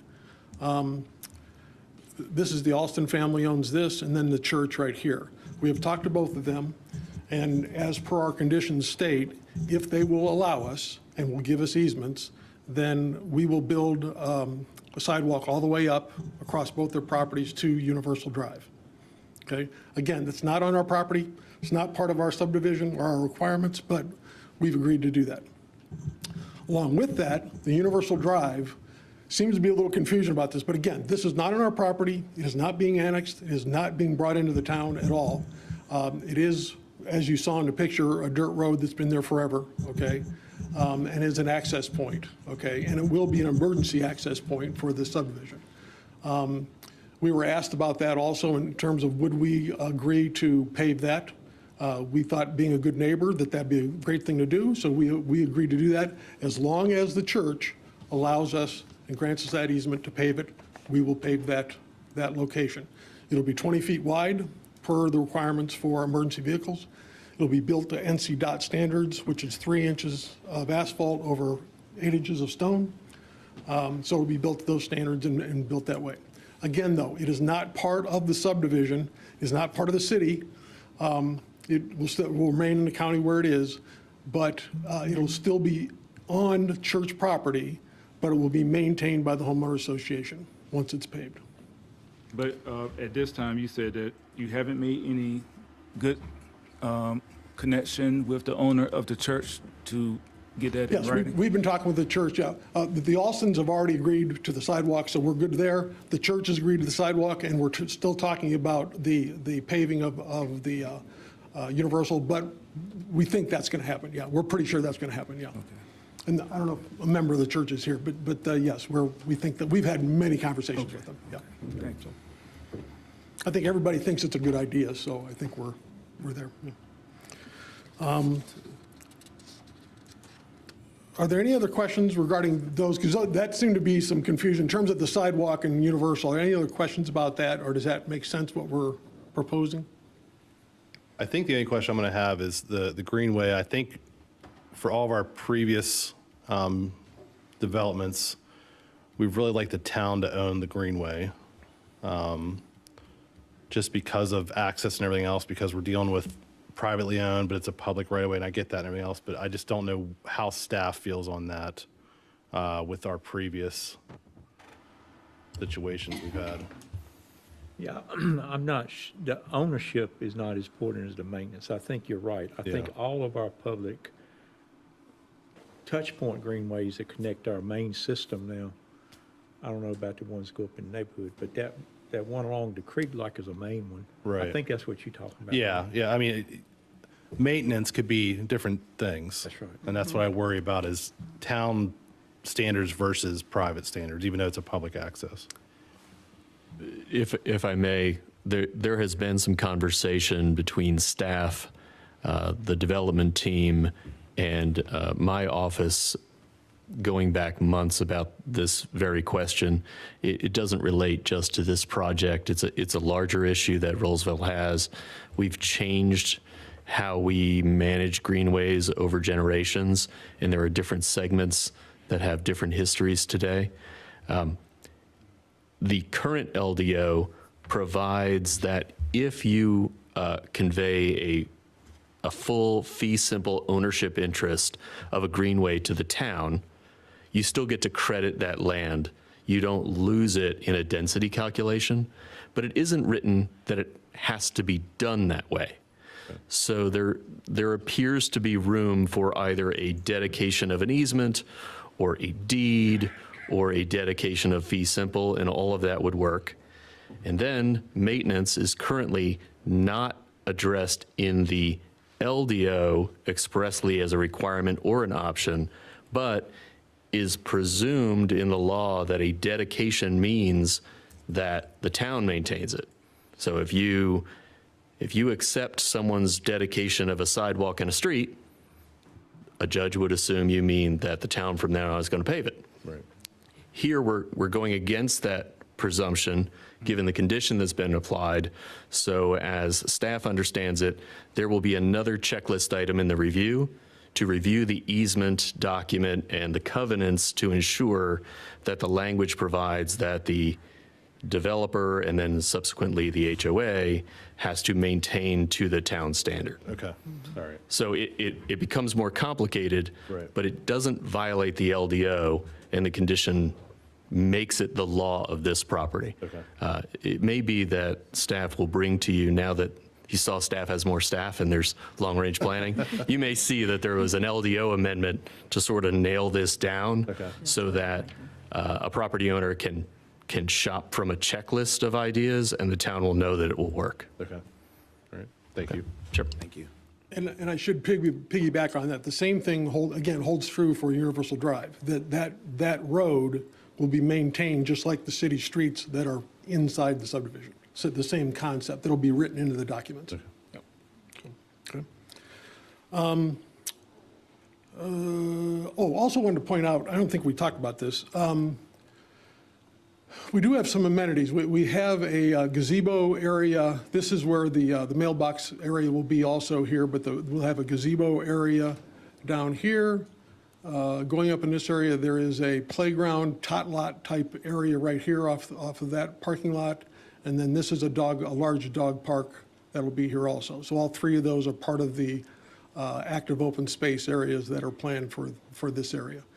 And again, as I mentioned before, we've got the greenways coming down here and extending all the way up around the other side of the project. So a lot of connectivity, that was one of the issues that was brought up before. Sidewalks on all the streets, the extra parking as we showed before, yeah, elsewhere. We do feel that, I also want to point out that we've talked with the Parks Department also, that signage will be out front here. And apparently there's other signage in the town just like this that will have the greenway entrance, greenway parking. Here's the how to access the greenway, that sort of thing. So it'll be very apparent to people coming in to the community. Sir, with that gazebo, which is a good idea for that location, but can that be used by the public as well, or is that more like a rental with the HOA? It's part on the HOA's property. It is on the private property, yeah, as it's designed, just like the dog parks and that sort of thing. Yeah. Okay. Thank you. I had a conversation about this before, but right by that parking lot, due to the historic nature of Jonesville, we'd like to have a little bit of an access there or something so we could put one of our outdoor museum sites there as well, if that was possible in your conditions. Yes, absolutely. Yeah, no, we're thrilled to do that. Yeah, and again, we think it's a great area with this, again, with the gazebo and the mailbox kiosk. Yeah, we are agreeing to designate an easement area there that a monument could be built of some kind. Yeah. All right, Yeah, thank you. Absolutely. Again, I won't bore you with all the details of everything else. Everything else seems to be covered in terms of, obviously, if there's any questions. But we do feel, again, when we started this project, we have made many changes. And, some of the changes were moving the greenway access up to the front, agreeing to do the off-site for sidewalks over here and Universal. Getting rid of all the townhomes was a big effort as we made the change there. But I think this has all come together very well. And as Sam pointed out, this really does, these units are going to feed the commercial units that are on the Hopper community right next to us. I mean, this is sort of a natural fill-in, makes a lot of sense with this type of product and where it's at, and ties in all the greenways and extends the town just that little further and ties everything in like it should be. So we're very excited about it. And again, staff, as they've said, this is completely consistent with the Rolesville future land use. Quick question. As I was looking at the recommendations from the TIA report, I'm assuming you've put all that into perspective when it says these are the things that the developer recommended improvements by the developer. Have you looked at any of those and which ones would make sense specifically off of Mitchell Mill, Jonesville, and Pebbles Road? Yeah, we have, and I can go through that. We don't have but we have, the TIA has pointed out the Mitchell Mill and Jonesville intersection. We have 3 improvements there of turn lanes, which will be part of our project. Okay. Along with, we will be doing studies on the 401 bypass in 2 locations for possible traffic light in those locations. Okay. Yeah. Thank you. Yeah. So those are sites that were predetermined in another TIA, is that correct? What do you mean? So some of the improvements that were recommended, I've been looking for them here in my document so I could see where they are. I noticed when I read it that it said that some of those improvements had already been recommended for other TIAs. Oh, yes, yeah, the Hopper communities, I forget the name of their community, but yes, I think they may be doing 2 of the turn lanes, yeah. Well, we do the 3rd one, yeah, right. Okay.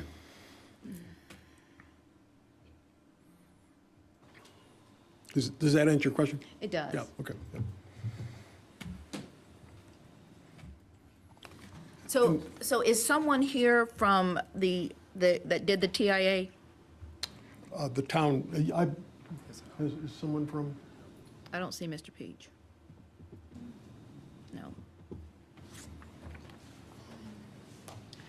I don't see him in attendance. Okay. Okay.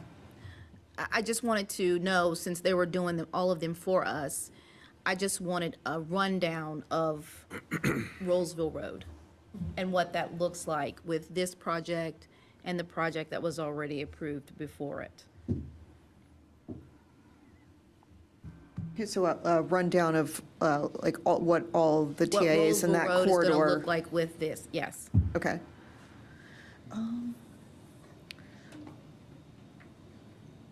Let me make sure I understand. Rolesville Road plus. Jonesville Road, I'm okay. sorry, What's Jonesville going- Road. So, okay, so. Jonesville Road. So what are the That corridor with improvements? this project and the project that was approved last year. The reserve at Mitchell Mill. Yep, I that- just so want to see what the what's road looks like. The with totality this. of Right. improvements there. Because it looks like in here that there aren't that many additions once, trip additions. Sure.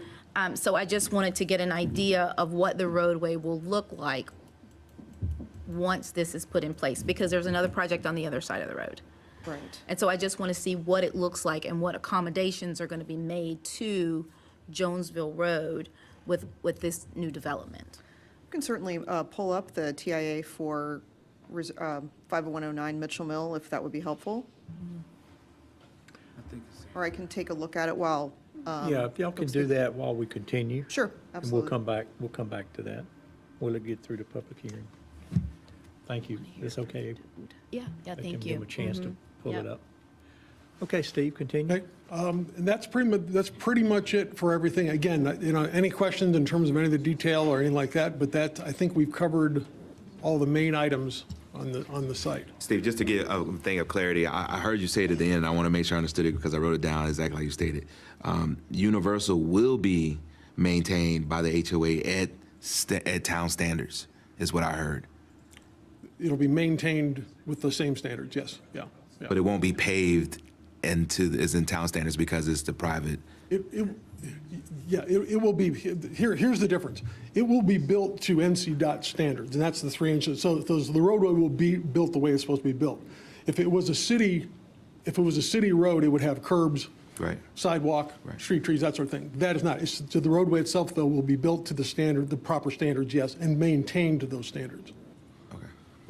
But when we say that it's not the same as a city, that's what we're saying. It won't No, I have got curbs, you. yes. I got you. It won't have the same appeal as being within the town. I got you. Right, yes, yeah. I can Commissioner- jump back in on Jonesville Road, if that's all right. Yes, please. Okay, so the section for Jonesville Road as per our community transportation plan is 1 lane each direction and a center turn lane. Yes. So with 5109 Mitchell Mill Road. Yes. They'll be doing the road improvements from Mitchell Mill Road, because that development's on both sides of Jonesville Road. They'll do their improvements up till this project, and then this project does their half. So on their frontage, they'll do what's appropriate for 1/2 of the roadway section. I know that sounds funny. And that's just mostly turn lanes and, okay. So So the road will be better from Mitchell Mill all the way up to this project. So in the traffic, in the study, this is still just going to be a 2-lane road? Right. With turn lanes. With Yeah. a Yeah. center turn lane. Yeah. Turn lanes. On both sides. Yeah, and I think to expand a little bit on what April's trying to get at, Meredith, if you don't mind. So when we approved the one south and all, we did not require them approve this property. So it wasn't approved. Right, we didn't, well, we was- didn't know this one was, well, actually, this one was submitted in '22. We knew it was in the queue, Yeah. being reviewed, but it So was if this one not doesn't for get them. approved, that will stay like it is. kinda. Correct, yes. It won't be, This part, no road improvements. half the road will be done, half the road won't be done. Yep. The part where Hopper owns will be Be developed. done, and then this side won't be done. Yeah, and I think I asked about this before because I was like, well, we should probably jump in and do this because not knowing that this was in the pipeline Yeah. to make sure we do that all at one time. Now it's Yeah. both sides are Right. done, or will be done if we. I remember you all being concerned about that when 5109 came through. Yes. Thank you. I think that cleared up. Yeah, today? I'm good. Thank Good? you. Thank you, Mark. Commissioner Long, to clarify and also to get confirmation from the applicant. If my recollection is correct from the planning board, the non-public street would be constructed to the DOT minimum cross-section, which would ensure that the pavement surface is appropriate and it drains appropriately. It would not, however, be constructed to the current town cross-section. So the minimum county neighborhood road, if you want to think about how that looks, that was the standard that would be applied under the concept plan. Is that correct? That is correct, yes. Yep. Yeah. Thank Okay, you. sure. Thank you. It's an engineering question, probably more than an aesthetics one. Yes. Okay. All right. Thank you. I guess, any other questions? One last, just clarify for me, Steve, show me what is the buffers between your new neighborhood and your old neighborhood that you're putting in? Can you address that? Yeah.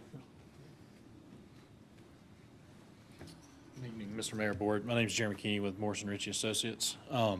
I believe what you're asking is the separation buffer between the existing homes that are there That's and right. our community. So what we have, again, around the entire perimeter of the project, we have a landscape buffer for that usage. But also internal to the subdivision where we abut some of the existing homes, we also have some additional vegetative buffers around those properties to protect them as well. The only location where that would not be the case is this small street that was an existing sort of placeholder for a right-of-way when this was originally done. There was only enough width there for a road right-of-way, so we couldn't add additional buffer in that location, but we did around all other areas where there was room left for that. Question for you, sir. When you said buffers, and I'm looking at it, are you meaning that you're going to fence it around as well? Oops, excuse me. No, go back. Because there's a trail right behind their homes. Well, the control doesn't want to work. Control and then scroll. I did. Bear with me 1 second here. Right there, yeah. Bottom right, Jeremy. You got your zoom. Bottom right. There we go. That's what I was looking. Get past that.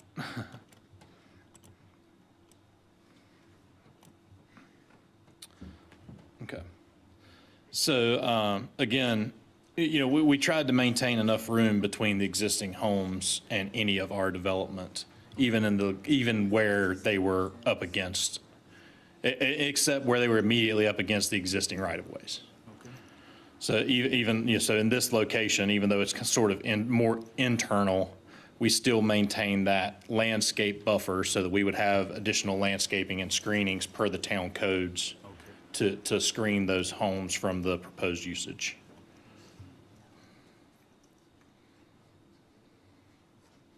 And I guess the northern section, that's, Through here as well. I guess people live up there too, right? Correct. Run down houses right Okay. And that's by town code, that buffer.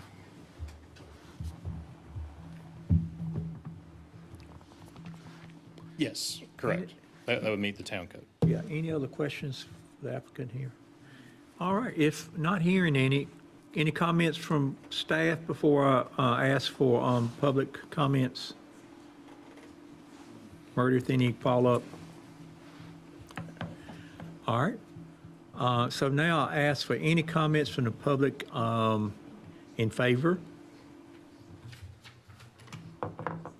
And I don't know if that shows in favor or not in favor, does it?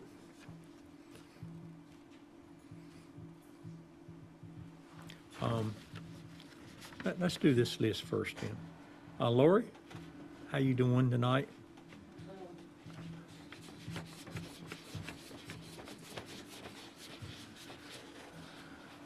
Introduce yourself, if you would.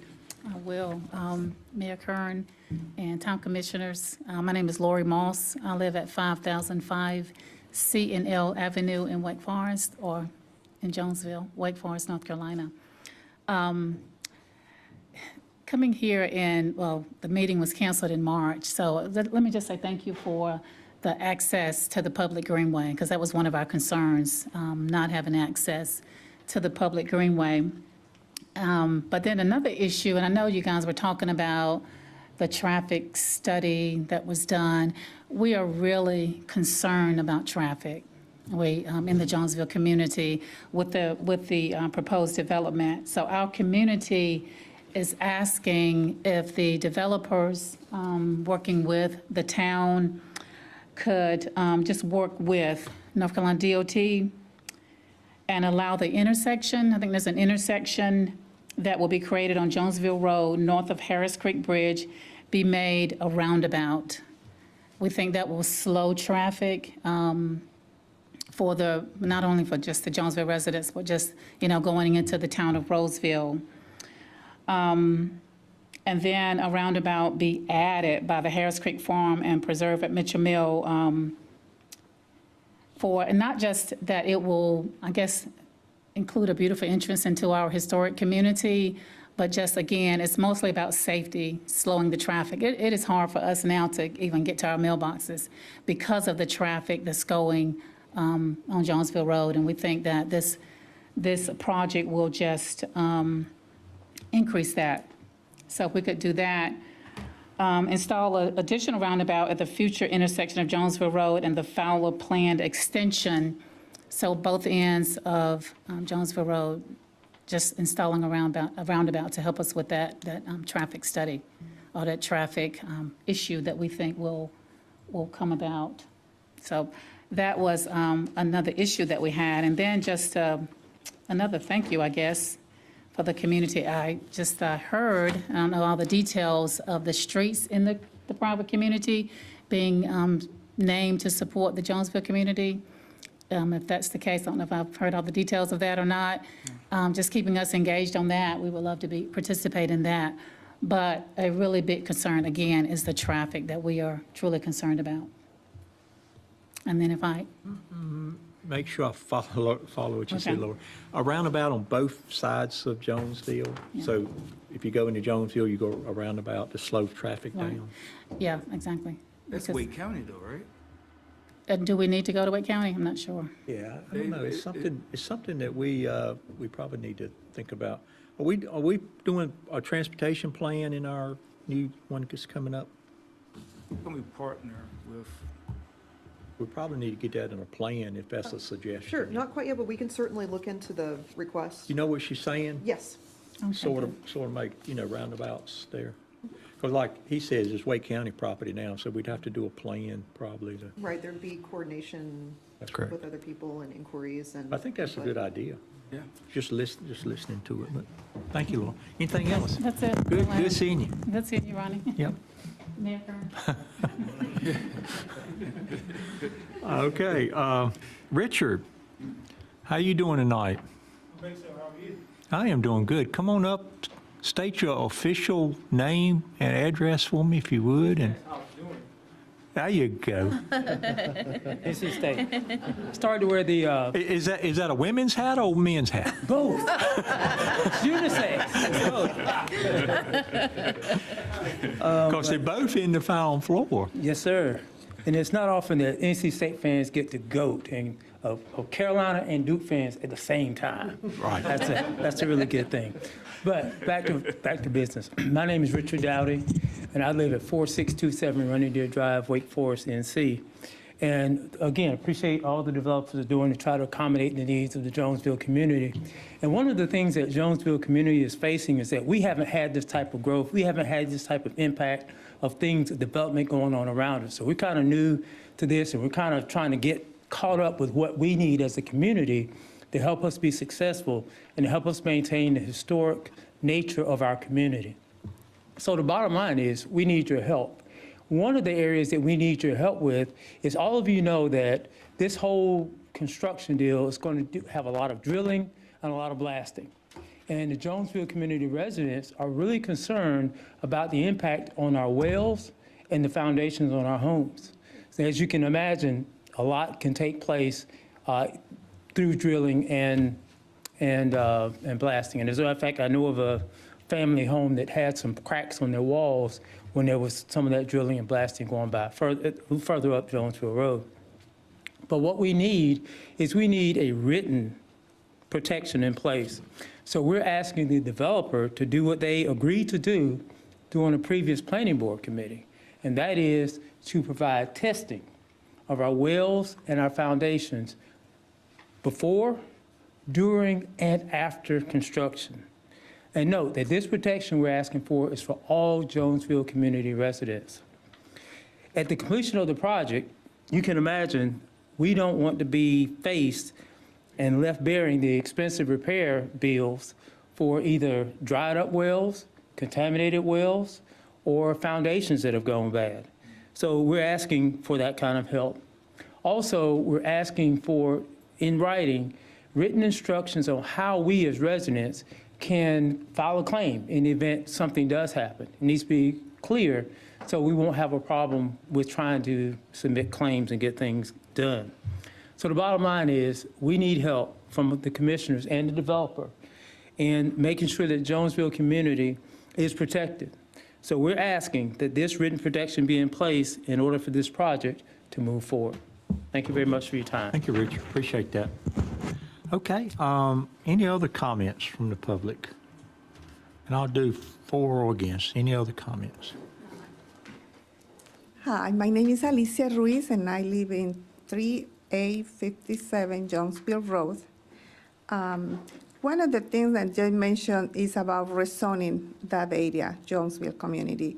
And I'm agree that I guess this project could be keep going on if it's just low density instead of medium, just to try to preserve our community for the future. I mean, I guess we like and I enjoy having some piece of land. I'm coming from Mexico City when we live one on top of each other, and I will hate, well, I don't want to say that word. I don't really think that it's fair for this community that they have to working hard and preserve who they are and try to keep their personality to keep going for the next generations to come. So I will really appreciate it. Whoever has to do it, just to rezoning this as a low density instead of going any farther on it. That's Thank you. Thank you much. Thank you. Anyone else?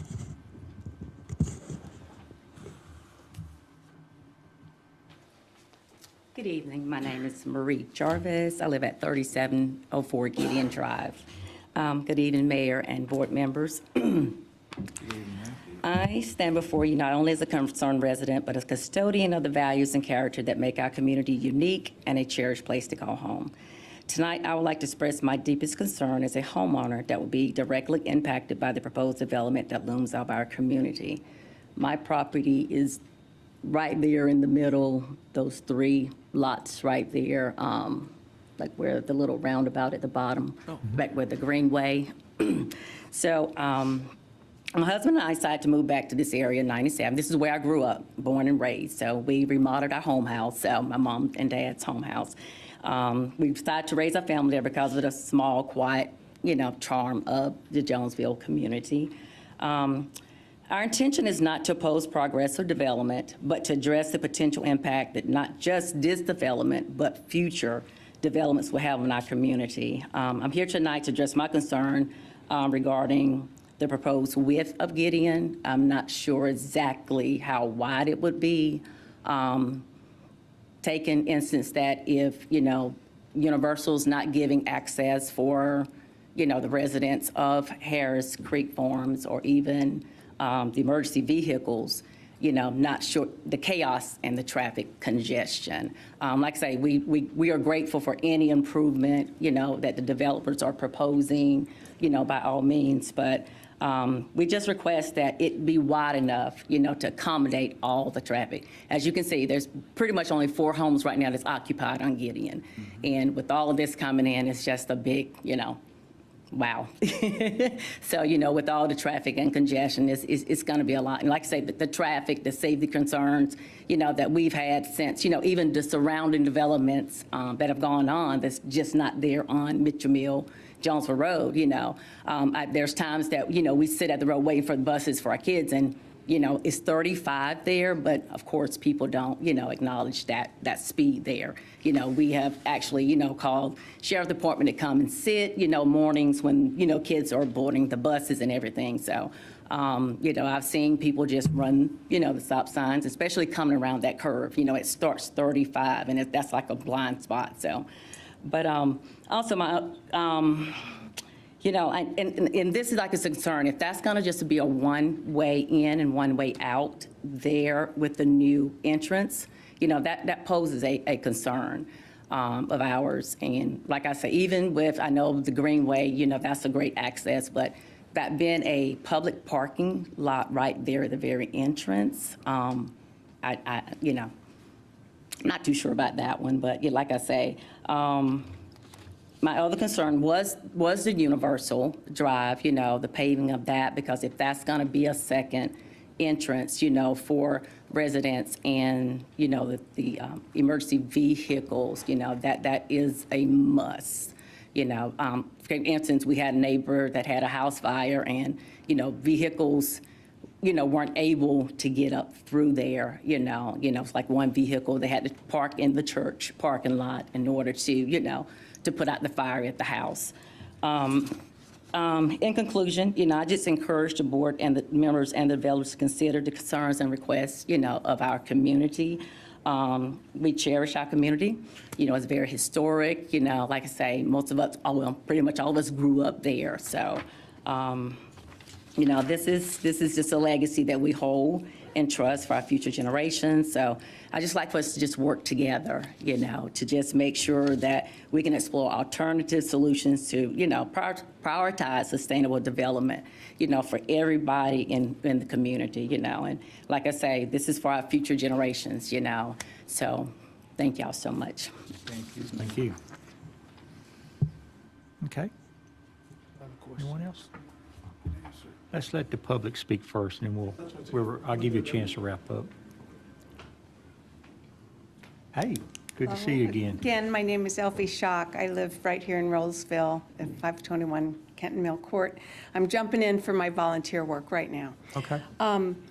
In the issue that our neighborhood is dealing with, I'd like to let you know that I'm a licensed North Carolina real estate agent, and so I've been in contact with the attorneys at the Real Estate Commission concerning the management of the HOA company that oversees our community. To cut to the chase, there are no signed agreements in place, and that was because of the default of the developer. There are no oversight committees in the state of North Carolina to oversee HOAs. So, excuse me, sir, but when you talk about it will be turned over to the HOA, nobody in North Carolina regulates HOA happenings. So an HOA community can make their own decisions and manage their HOA the way they want to. And so, and Dave could probably talk better about this. Miss Elfie, I'm sorry, remind me your neighborhood again? Barrington. Barrington. Right back Yeah. there. Okay. Right next door. Okay, I'm confused. So there is a necessity for signed agreements, getting your church involved to talk about that road that they're not willing to share. Because what I heard in all of your explanation was that there's one access road. Bottom line, there's one access road. I'm not sure what it's called. It's not universal, right? Because that's not accessible. So there are some concerns here and red flags, starting with turning things over to an HOA. Thank you. Thank you. Appreciate that. Okay. Any other comments from the public?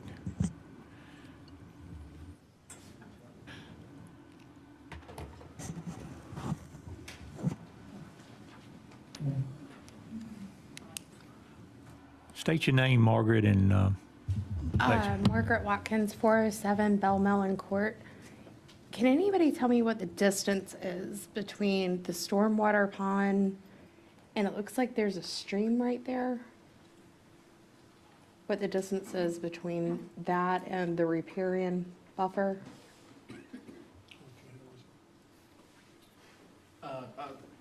Thank you, Margaret. We'll get him to do a I don't have response. that exact distance, but we would maintain any state-regulated buffers and maintenance corridors that would be required from those wetlands in that stream. But I don't have that exact distance at hand. I mean, 50 feet or? I would have to look. I'm sorry, but I just don't have it at hand. I don't want to misspeak. But we can definitely get that information and pass it to staff. Thank you. Thank you. Thank you, Margaret. I think we've got someone else that want to speak. Hello, my name is Kara Eaton Curtis. I live at 5205 Cowell Drive, Raleigh, North Carolina. I'm speaking on behalf of Universal Church of Healing now, because we just changed our name. My mother-in-law and my husband are the ones who own the church and own the land. So we're not saying that we won't allow access through our property. We just want to have clarity on how it's going to be paved, if it's going to be paved. And we need to discuss more about what we will get in return for giving them, or not giving, but them acquiring our land, the builders. And we need to be more specific because we have been given the runaround and different communications about the land. So if they do what we're asking, we may be willing to allow the land to be used, but they have to meet our requirements. Which is, or which are? We may want to sell it to them, but they have to meet our requirements with that. And we're asking that they pave it up to state or Rolesville standards. And we would like a sidewalk. It's things that we would like for the community, but you're just not going to have us sign a piece of paper and hand you our land. That will never happen. And that's what was, at first, what they really wanted us to do. So that's why we're not in agreement. Thank you. You're welcome. Thank you very much. Okay, anybody else want to speak? No questions. All right. Steve, I think you want to do a follow-up? All right, let me go in order here, I think. The roundabout issue, I think, was addressed. That's an NC DOT issue. That's not us, or that wouldn't be our call at all. Does that make sense? Good. And I should point out, I think if you guys saw the TIA study, this subdivision does not generate that much traffic at all. The 120 units is very, very light in terms of the amount of traffic going out onto Jonesville and Mitchell Mill Roads. Number 2, street names. Oh, it was mentioned, we have been talking, I don't know if Guy Jones is here, we've been talking with the Jonesville Coalition in terms of utilizing the historic names and possibly using them on the streets. Again, that's up to the post office, but using them on the streets and maybe the parks, anything else like that that's going to be named in the community. So that is true. We are looking into that. 3, blasting. Yeah, we are required, any developer is required to do a pre and post survey of any foundations, wells, septic fields, anything like that will be done. So there will be a survey of all that infrastructure done pre and post. The individual mentioned during. Ask for that, or you do that? Pardon? Do they have to ask for that to be done? No, we do So- that automatically, yeah. The town had investigated this, I think, on a prior project. This is regulated through the fire marshal's office for the county. So this is a Wake County matter for the town of Rolesville. For other towns in the county, they have taken that in through their own fire departments to regulate, but we use the county. So they're required to do those inspections? There is both as I understand it, there's both a blasting permit, and to achieve the blasting permit, you receive that from Wake County through the fire marshal's office, and the requirements relating to water turbidity, hours, coverage, and related items. So does Wake County offer them written the written requirements that? Yes.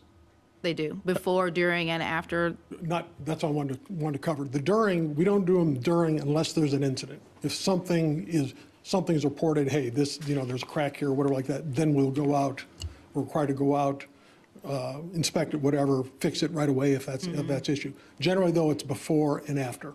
And in the before, do they provide the residents with information on how to file a claim? Yeah, I believe they do, yeah. And I will look into that, but if they don't, we will give them a way to do that. Yeah, I think that comes as part of the service, yes. Okay, well, Yeah, we'd like to they make sure give them that does happen. who this is, who the contact person is, what they're doing, and when they're coming back, that sort of thing. Okay, we want to make sure that does happen. Yes, And absolutely. to that point, can we put that in writing as well, who those Yeah, that's what I've got here. Yeah, we will do that. I think it's already done, but if it's not, we will supplement it so that it is Very that way. good, Yeah. thank you. Okay. If the town is going to supplement what may or may not be the requirements of the Wake County ordinance, it would need to be added as a condition to an approval, not just a verbal exchange between the applicant and the board. I was going to suggest that add it to the condition. And the town attorney has no idea as to your answers to your question, Commissioner Sneed. Okay. There was a question about Gideon itself. Gideon will be built just like all the other city streets in the subdivision. It's 22-foot wide pavement, 27-foot total to the back of the curbs. And it's a 60-foot right-of-way on Gideon. And that is but that is the requirements that it'll be built just like every other street out there. Streetlights? Streetlights, yes. Yep. Curb, sidewalk, streetlights, street trees, yeah, everything. What's the question? With the getting speed?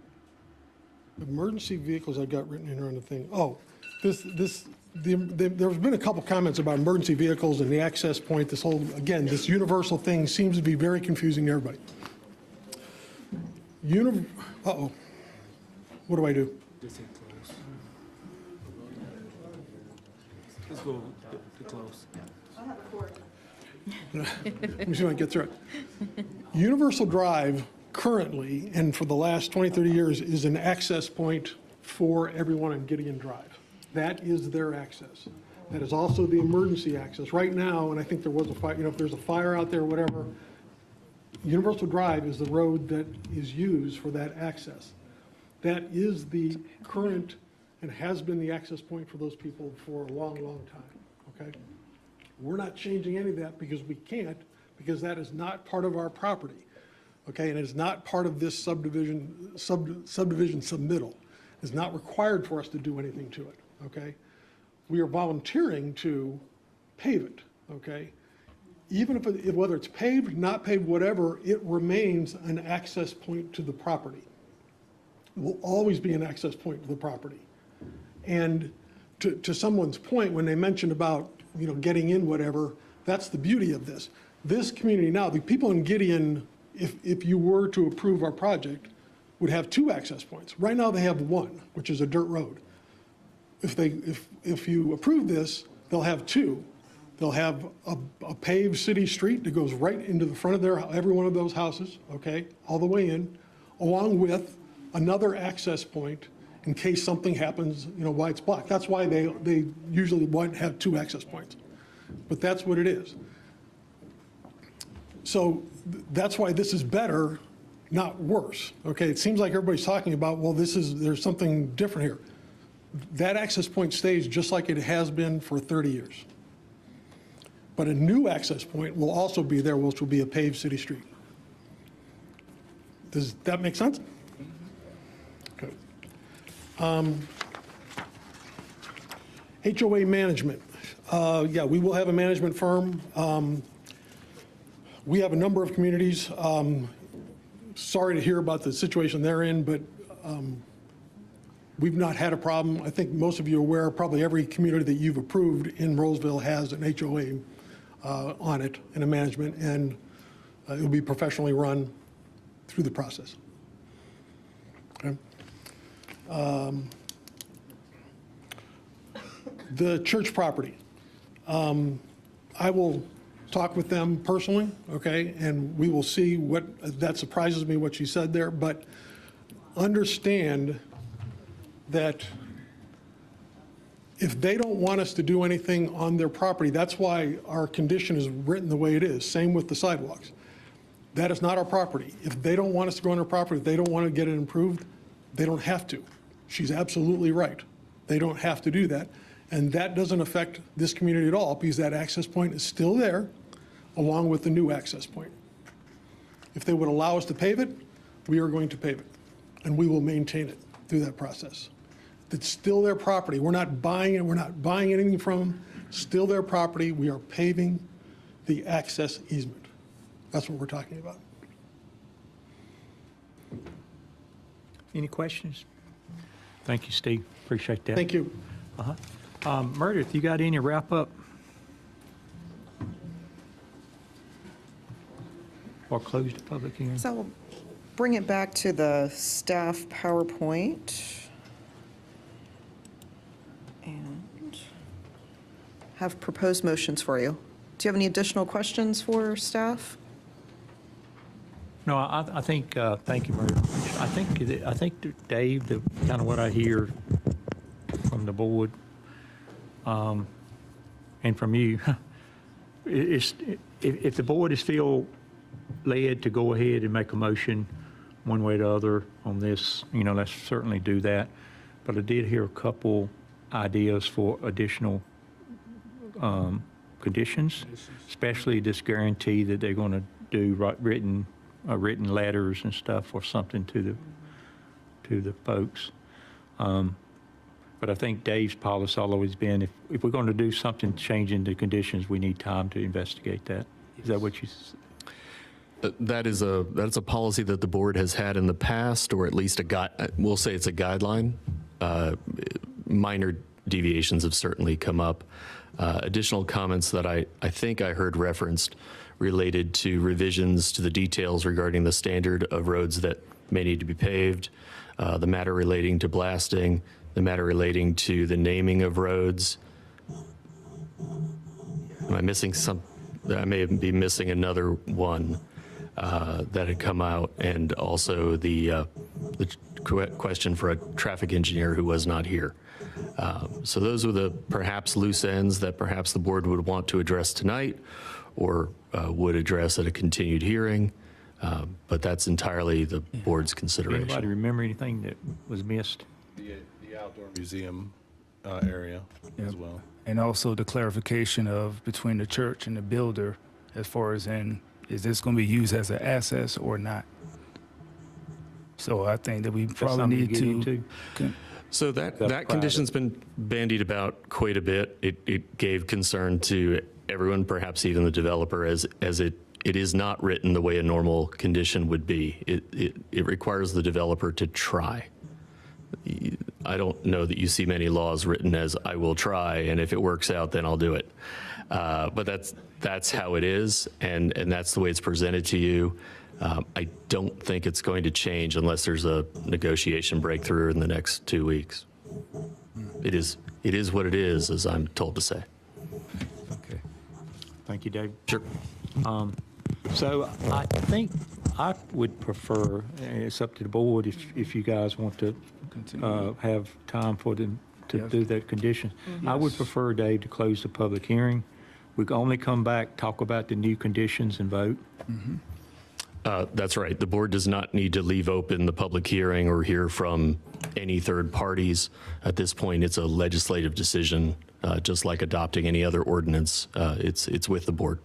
Okay. And question for you, sir. Yeah. And Dave, so if the applicant and the citizen of Jonesville talk about something within the next 2-3 weeks, then that can come to us, only that new information, correct? It's a legislative process, so communications outside a meeting, inside a meeting are all fine. Heck, there's no legal prohibition if the mayor wished in his judgment to open up a period for another public hearing. You've already met the statutory requirement tonight. Okay. Yes, sir. Yeah. Thank And you, sir. I think what we're also talking about, if something like that comes out, it should be in a condition. that will be brought back to us. Yeah. That'd be fine. And the board, even after close of public hearing, the board has always gave you guys total priority of asking anybody any question you want to ask, so. Thank you, sir. So with that, any objections from the board, I'm going to close the public hearing. Okay? sir. We will close the public hearing. I think, I think it's the board really is moved to further investigate a couple of these conditions. Is that what I'm hearing? So we'll continue. Correct, sir. Yeah. So Dave, are you pretty clear of what's being asked? Yes, sir. But I do need the board to take action so we don't have to re-advertise this this matter again. We've already done it And twice. I think, is it fair enough to say, I think May is pretty full though, right? One moment. Hold on. Is at the end of the agenda. Meredith, you may know better. If we do a continuation, do you have a date? Looking at the agenda right now. What we just had at our March Planning Board would go to May Town Board, so that would be the 111, 113, and 115 West Young Street, the Joel Fund, as well as Hills at Harris Creek. What do we So have those- at the Planning. work session? Yeah, I mean, this is not a public hearing, so we could. I don't know if you can do it in 2 weeks. You feel comfortable in 2 weeks? I can do it in 2 weeks. What's happening? There are others in the room who certainly have Let's shoot for the work time. session in May then. You can always continue it, and if it's not ready, continue it again without having to It re-advertise. sounds like from The work trying to get session it done. The work session in May is currently pegged to be the budget meeting. Oh, that's right. What about the April one? 16th, we only have noise ordinance on there. You don't think you can get it done by 2 weeks? I'll give it a good shot. All right, and let's do 15th, and we have to if delay it isn't done, you'll just continue it again. Not a problem. Okay. All right, so Meredith, are you really clear what the board is kind of taking to heart what the community is saying, that we need make sure we got it covered there? Fortunately, since these are recorded and shown on YouTube, I can go back and rewind to this point and listen to it and make sure everything's correct. Okay. Love technology. Well, good. All right, on that, I'll move to continue the legislative hearing of MA 2208 and ANX 2205 to April 16th, Town Board work session. I'll second. Okay, we got a motion and a second. All in favor? Aye. Any opposed? Not here. Steve, I think you want to make a comment there, so. Come on, you want to make a final comment? I don't know if I can. Yeah, I mean, I can allow you to speak if you want to. Okay, you'll cut me off if I'm going too far. One of the other things I was going to bring up, and I sort of forgot, is, and maybe we can cover it with this other stuff, is right now we have a condition of donating $35,000 to the Homes for Heroes. It's come to our attention, when we're talking to staff, whatever, that you guys the town is proposing a Veterans Memorial in the town. Yes. Is that true? Town campus. Again, talking amongst us and the staff, we were wondering if that 35,000 could be targeted toward the Veterans Memorial as opposed to Homes for Heroes.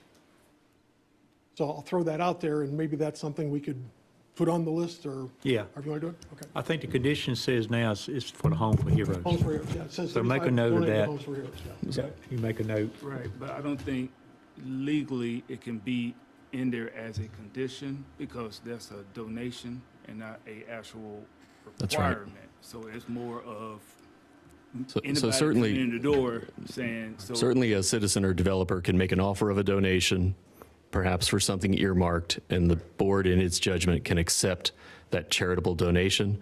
But a condition has to relate to the dirt or to the impacts of the project. And I don't know that the Veterans Memorial relates to the project. Yeah. Understand. Thank you, Steve. We'll figure. It's a good offer, but it can't Yeah. be earmarked in writing legally. Yeah. Okay. Thank you. All right. Could the community may have a saying on where they want that money go? Like, I mean, no, like, like proposing where they may consider it. That's a good idea. Considering that there is the community and it's gonna be affected, like to the Black community or the Jonesville community or something. Yeah, thank you. That's a good idea. So thank you. Yeah, so if anybody in the community have an idea, reach out to Dan. He's a veterans liaison. So just give him some. You get. Yeah, that'd be great. Thank you. That's a good idea. Okay. All right. With that, I appreciate everybody's attention with that, and we're going to take a 10-minute recess. Come back and got a couple of business items to finish up. So by that clock, we'll come back at 9:30. Thank you, board. Appreciate it. How will we do that?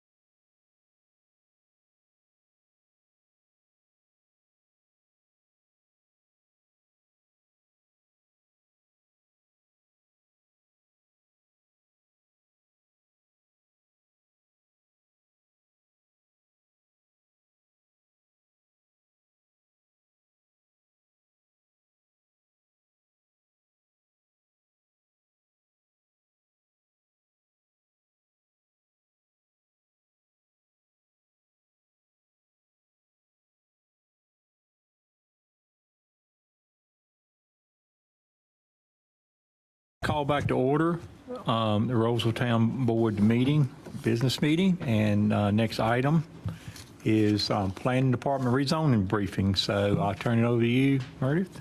You and I see our Assistant Planning Director is with us tonight. Good evening. First time you appeared as Assistant Planning Director, so I think this will be my first action. welcome. Congrats, sir. I can let you do all of it. Well, good evening once again. This is new, doing the rezoning briefing. Previously, you all had shared with us that you wanted to know the rezonings that would be coming to you in the coming months. So we have, on our website, we have development project pages. And the first rezoning case that we had at Planning Board in March was 111, 113, and 115 West Young Street. And Mayor Pro Tem Sneed mentioned that there's no concept plan with this one.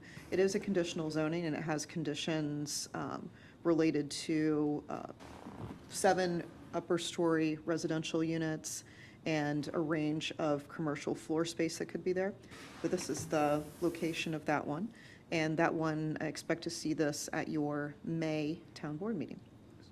And at the Planning Board, I think the one thing that came up, there was a question about the preservation of some of the structures, and I know. It's the Joe Fund? Yes. Yeah, okay. So the applicant's aware of that and has some responses to that. Anything I missed on 111, 113, and 115? No, there's a number of small conditions. The main thing is about the use. So from the conditions, you can pretty much tell what the development would be, though there is no drawing or concept. So the multiple calls I have had, you said the 7 upper stories. I've been called, being told that it's a 7-story building. Is a high rise going on down there? No, this would be, do you remember the case 503 South Main Street? They came through, a year and a half ago?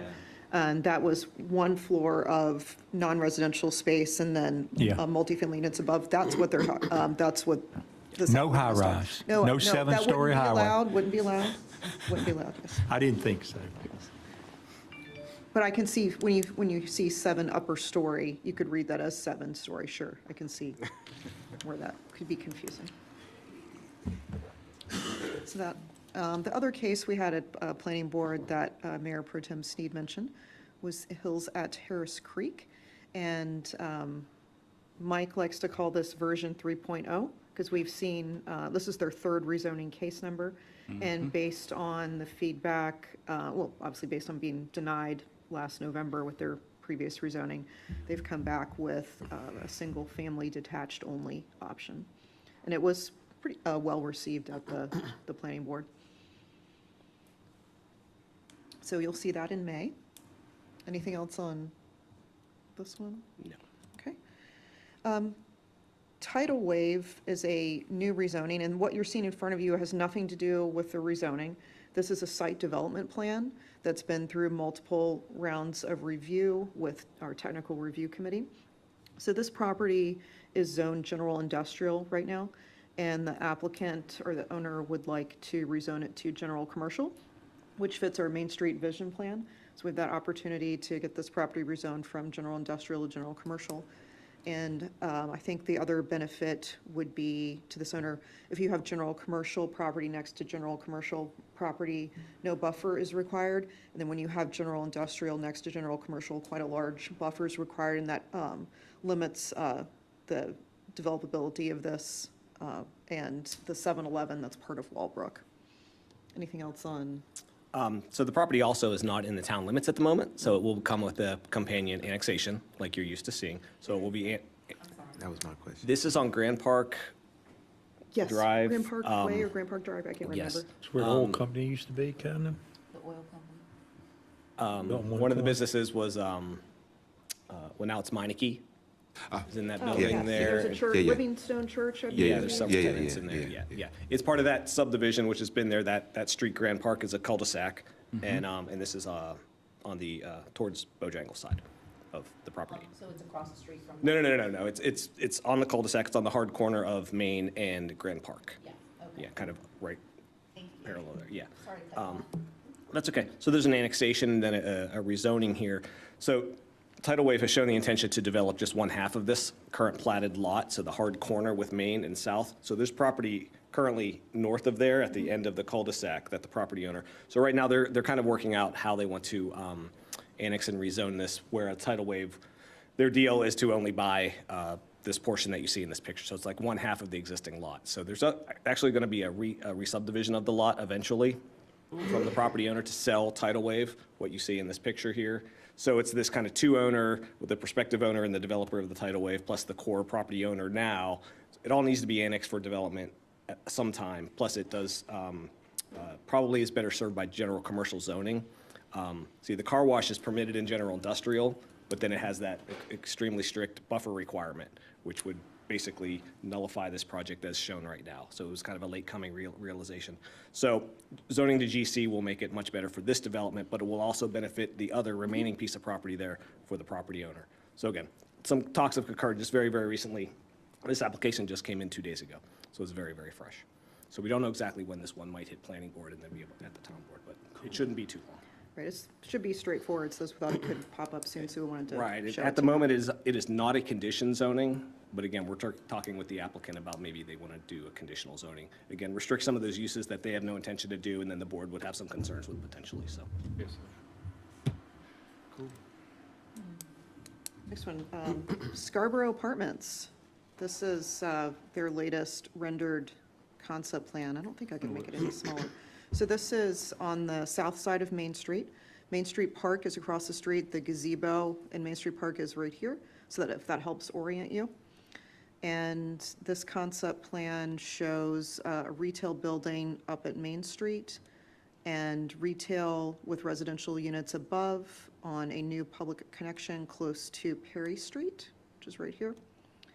And multifamily apartment buildings in the remainder of the site. And this one has not been to planning board yet. It may be ready for our April meeting, but I'm not sure. I know there's been a lot of talk in the community about this one. This site. Yeah, the site in particular. Lot. And the last rezoning we have that will be coming sometime soon is the Merritt Tract. So this is on the western side of Rolesville Road. Rolesville Road is here. This piece of property here is 1216 Rolesville Road. We saw that a year or so ago with Robert Shar with the townhomes and the commercial piece. And this rezoning concept site plan does not work yet within our land development ordinance. The applicant has also submitted a text amendment that we are still working through. So it'll be a while before this one comes before you. Yeah, there's an associated text amendment potentially to create a brand-new zoning district in the LDO or possibly some development standards that would facilitate this type of development, essentially smaller lot sizes is what this. And that's for 55 and over. They are stating that that is part of the intention, and again, trying to figure out how we can, if we can, put that into the ordinance to make age-restricted a zoning use or a limiter on zoning use. Yes, which would predicate the smaller lot sizes. So this one, again, has just been under first review. Sorry, I missed it. Where is this property? It's on the west side of Rolesville Road, about across, down and across from the high school. And I don't know if we said that, I missed Oh, it. This would be the yeah. Fowler Road extension, if that helps orient you. Right. That large road you see is their interpretation or expression of Fowler Road. And that is all the rezoning cases we Yeah. have on the books right now that we will be coming to a town board meeting Yeah, in the I'll future. show you what you're talking about. Yeah.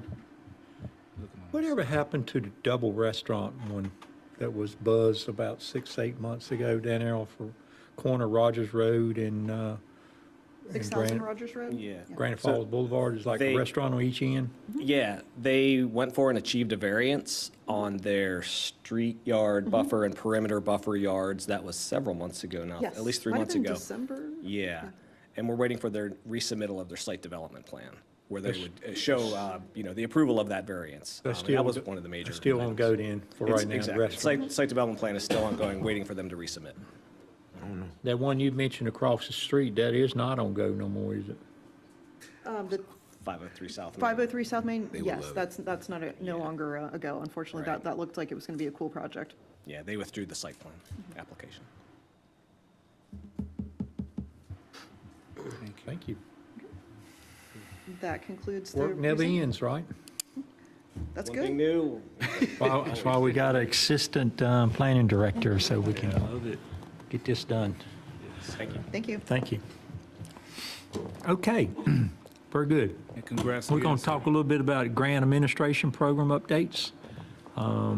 Who's heading that up? Is that you, Eric, or?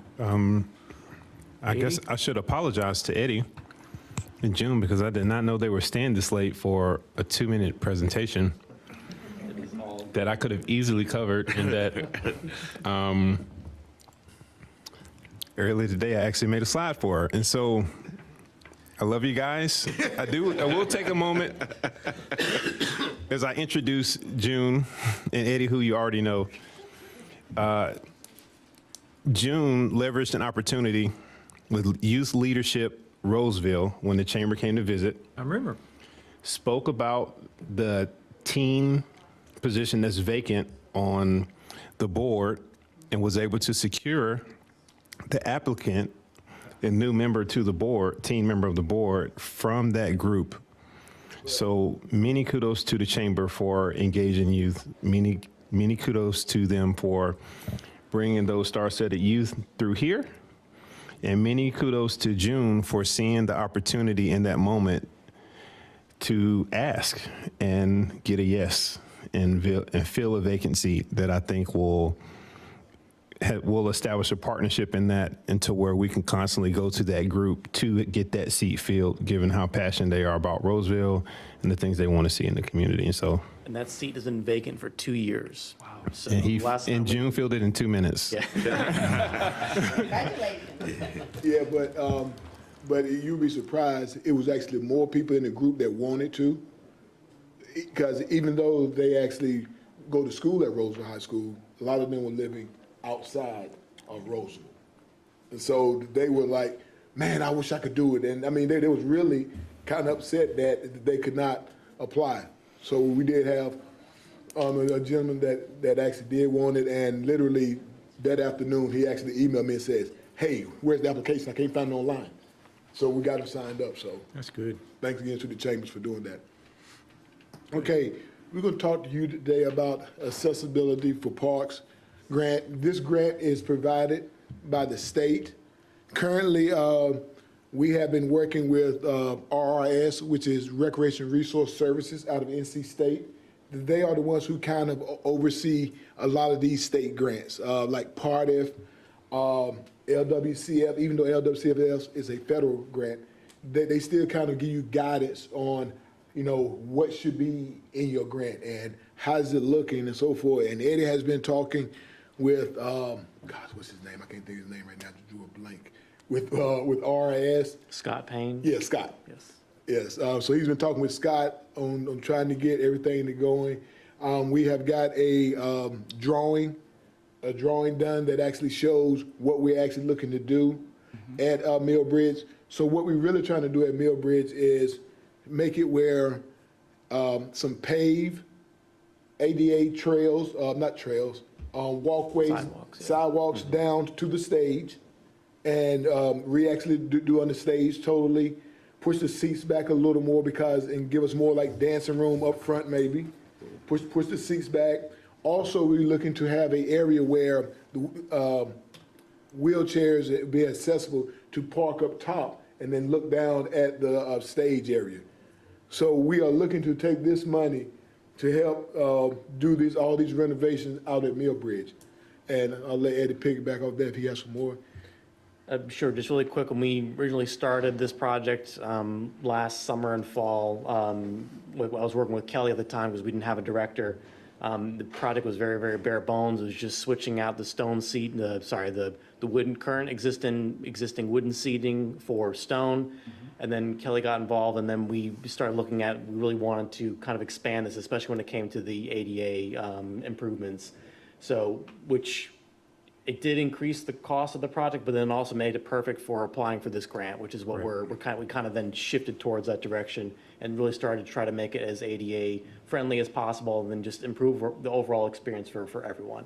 So we kind of expanded and grew from the original idea and the original money that was set aside, but this is really what the town needs, and this is really what that site needs to be, so. And also, by doing it this way, we also just piggybacking off the town's missions and goals is to make it all inclusive and diverse. So that's what we are trying to make it, so when everybody comes out there, everybody can come and enjoy music at Millbridge. And the application, I'm currently working on submitting it. We've got, there's certain site plans you have to have for not only this application, but similar grants.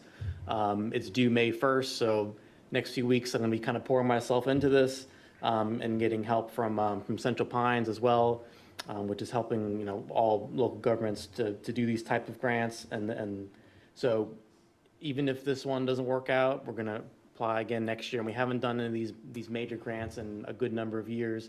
I think a lot of Main Street Park was bought with these grants originally, so we're looking to get back into trying for these larger grants and hopefully get some money to make some of these big improvements to the parks.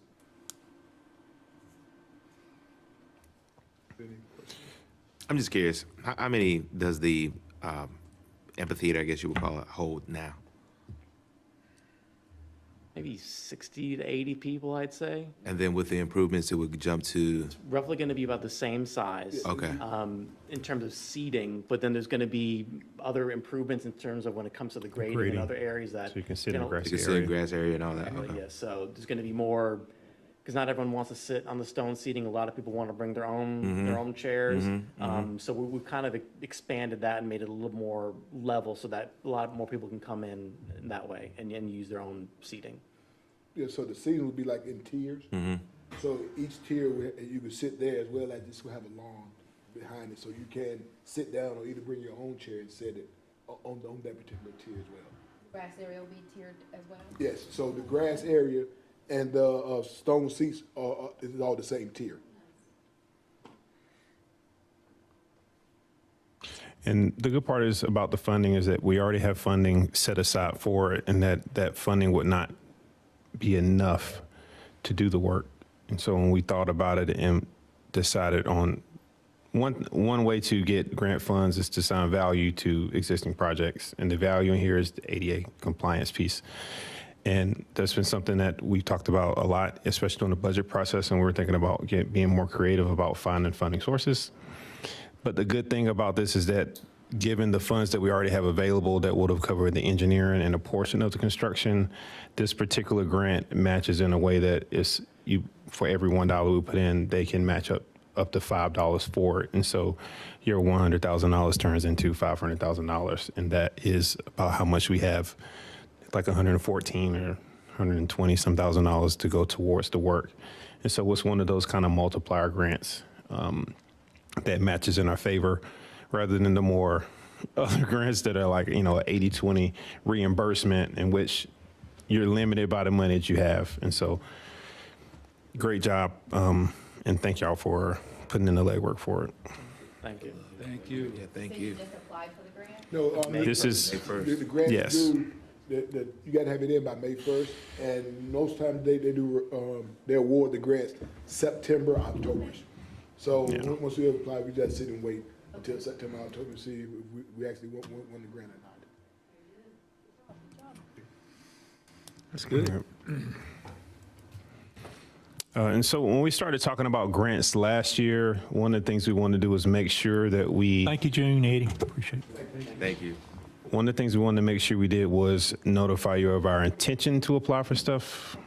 And then we're going to notify you of the award of certain things, and then give you status updates on it, and then notify you on the implementation of certain things. And so when something starts hitting a construction phase or what have you, just to keep you in the loop on that. This is one, I'm still working with Central Pines to build our grant program application calendar for the next year. As a lot of these applications will be due in like June, May, and then again in early August to October. And so we're building that out based off projects. And so one of the big pieces of that is the same way they clarified the story and the vision for this Millbridge project is us clarifying the story for other projects we have in Rolesville to match with grants. One of those things being the Virginia Water Drive culvert that has continued to be something that we have been praying would hold itself together as we try to find funds and resolve.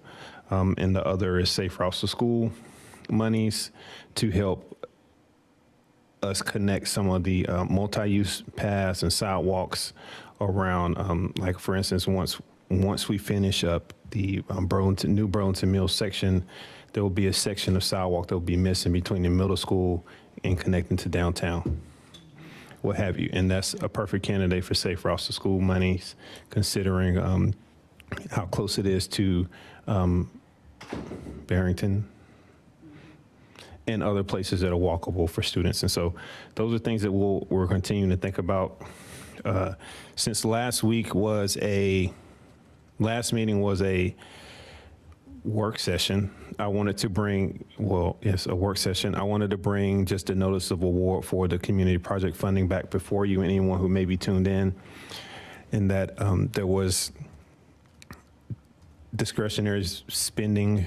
It's not a grant, but it was thank you for tweaking that word, is an earmarked discretionary spending from our federal government via our representative, Deborah Ross, who was a great advocate for the work. And so $325,000 for the town of Rolesville library site development. This will go a long way in partnering with what we hope to be a passed bond referendum that will be voted on later in this November.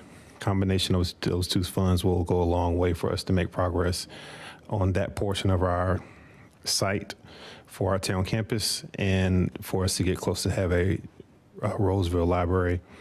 The other part of the funding that was awarded to us is $406,000 towards Main Street park improvements and enhancements.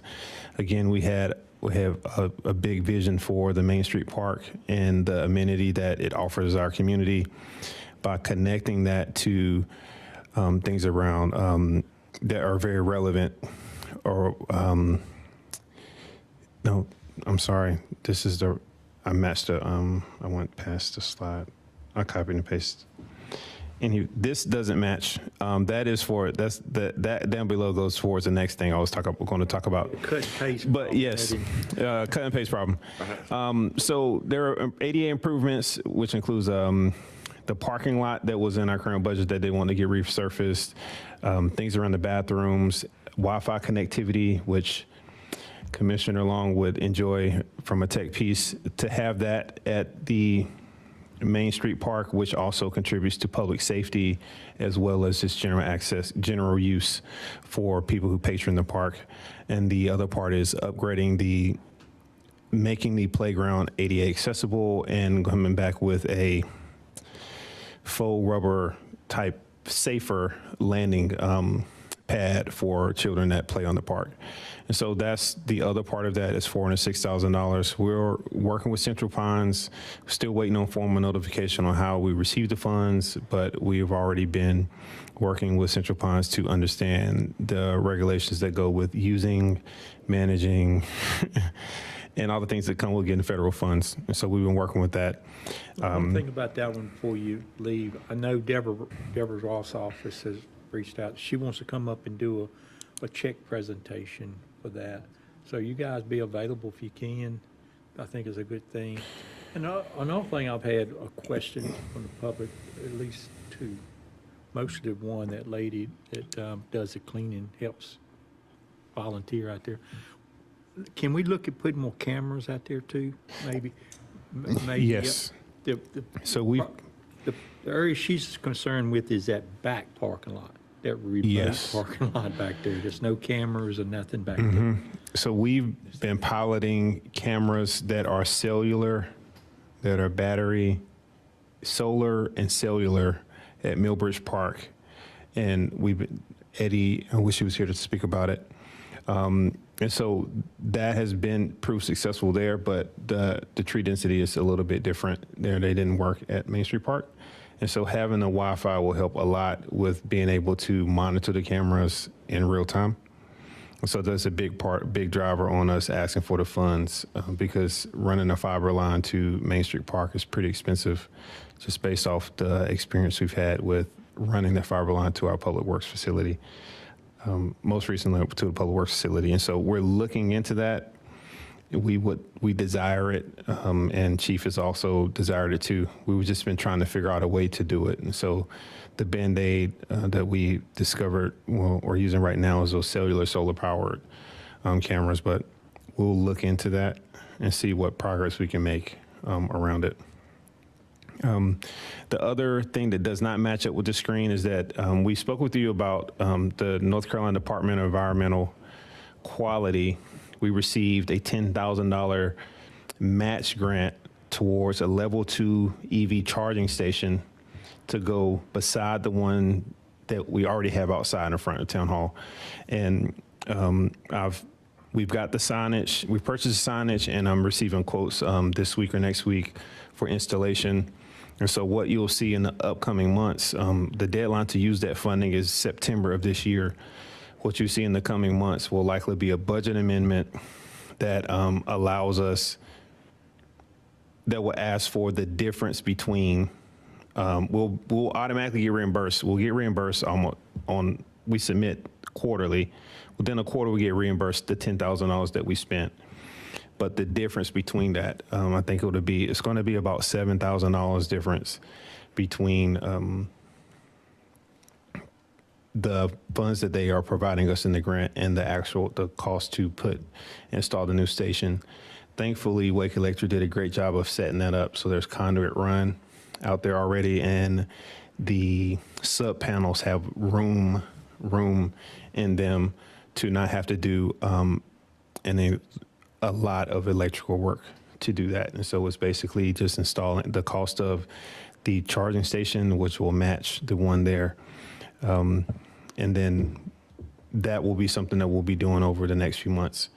With that charging station comes another responsibility of thinking about our EV charging station, vehicle charging station program, and our ideology behind it. And so we're upgrading the signage to say no parking, no overnight parking, no parking for more than 4 hours, because there are several vehicles that spend a lot of time in those 2 spots. And I can only imagine how much time they will spend there when it's 4 spots. And so monitoring those will become something that we're thinking through what that will look like, and also thinking through what it will look like to continue to absorb the cost of those stations, because right now they are for free. And Wake Electric does not, it came as part of a program they were doing when they put it there, but they said if we add another station, then that would essentially trigger the conversation of, are you going to pay for these, or are we going to be charging the users a certain amount? And so, or during certain hours. But just as something to think about, and I'll bring it back to you in a more kind of like concrete way or proposal around to get your thoughts on how we can manage that and get your recommendations. But that covers pretty much everything with the grant administration program. We don't have anything on the immediate horizon to add to that. Very good. Any questions for any of those updates? No, I just want to thank you guys for doing that, because I think this is a big thing we've been missing, is the grant side of everything. That we've really missed out on a lot of stuff, and I think this is really helping us out. So we really appreciate it. Yeah, thank you. Okay. Town attorney, anything to report? No report this evening, sir. Thank you. Interim town manager, you have anything additional to report? Nothing additional to add. It's good to see y'all. No? What about the board? Any closing comments from the board? Just got one, sir. On this Wednesday, Pride Boxing and Fitness Center in Garner is having free veteran boxing class at 2 p.m. Pride Boxing and Fitness is located on 1311 Fifth Avenue in Garner. Very good. Anybody else? Just a couple things to finish up on. I did mention the check. We'll probably have a check presentation thing coming up. You have a date on that at all? No, Just curious. they wanted to do it the 4th, but I'm out of town the 4th, so they kind of looking at that. That would have been pretty quick, Thursday. But that's the second one. I'm going to be out of town Thursday and Friday, be in Charlotte. I was appointed to a state cog as on a forum representing Central Pines. So we'll have that Thursday and Friday be my first time involved in that. I don't exactly know exactly what we'll be talking about, but I'll find out. And then the show, I just want to put a plug out. The show is April 11th. If everybody can put that on your calendar, if you tune in. Some of you know Tricia Baker Lowe. She's a strategist for business solutions, I think is the name of it. Tisha. Tricia, yeah. Tisha. Yeah, Tisha. What did I say, Tricia? Yeah. Tisha Baker Lowe, and she'll be on talking about some things that she has going on there. So it should be pretty exciting. And then the other one is Coach Val. Some of y'all know Coach Val. She has a mobile fitness trailer as she goes around. We're going to be talking about that a little bit, talking about fitness. Should be a good time to tune in. So a lot of things going on. I think, just a big shout out to June and the Parks and Recreation group. I mean, if you look on the website, it's just something, 2 or 3 events every month, really. We got the movies coming up. That's going to be coming up pretty quick out in the park. And it's something else that they doing on weekends sometimes. Can't remember exactly what it's kind of slips in my mind right now. But there's so much going to be going on in the next few months. So stay in tune, and it should be an exciting time. So with that, I really appreciate everybody turning out tonight and getting some business done. I know we still got a little follow-up to do on the conditions, but we'll finish that up next time. But thank you, board. Appreciate that. And we will, unless there's any opposition, we're going to adjourn. Thank you. Appreciate it. All right.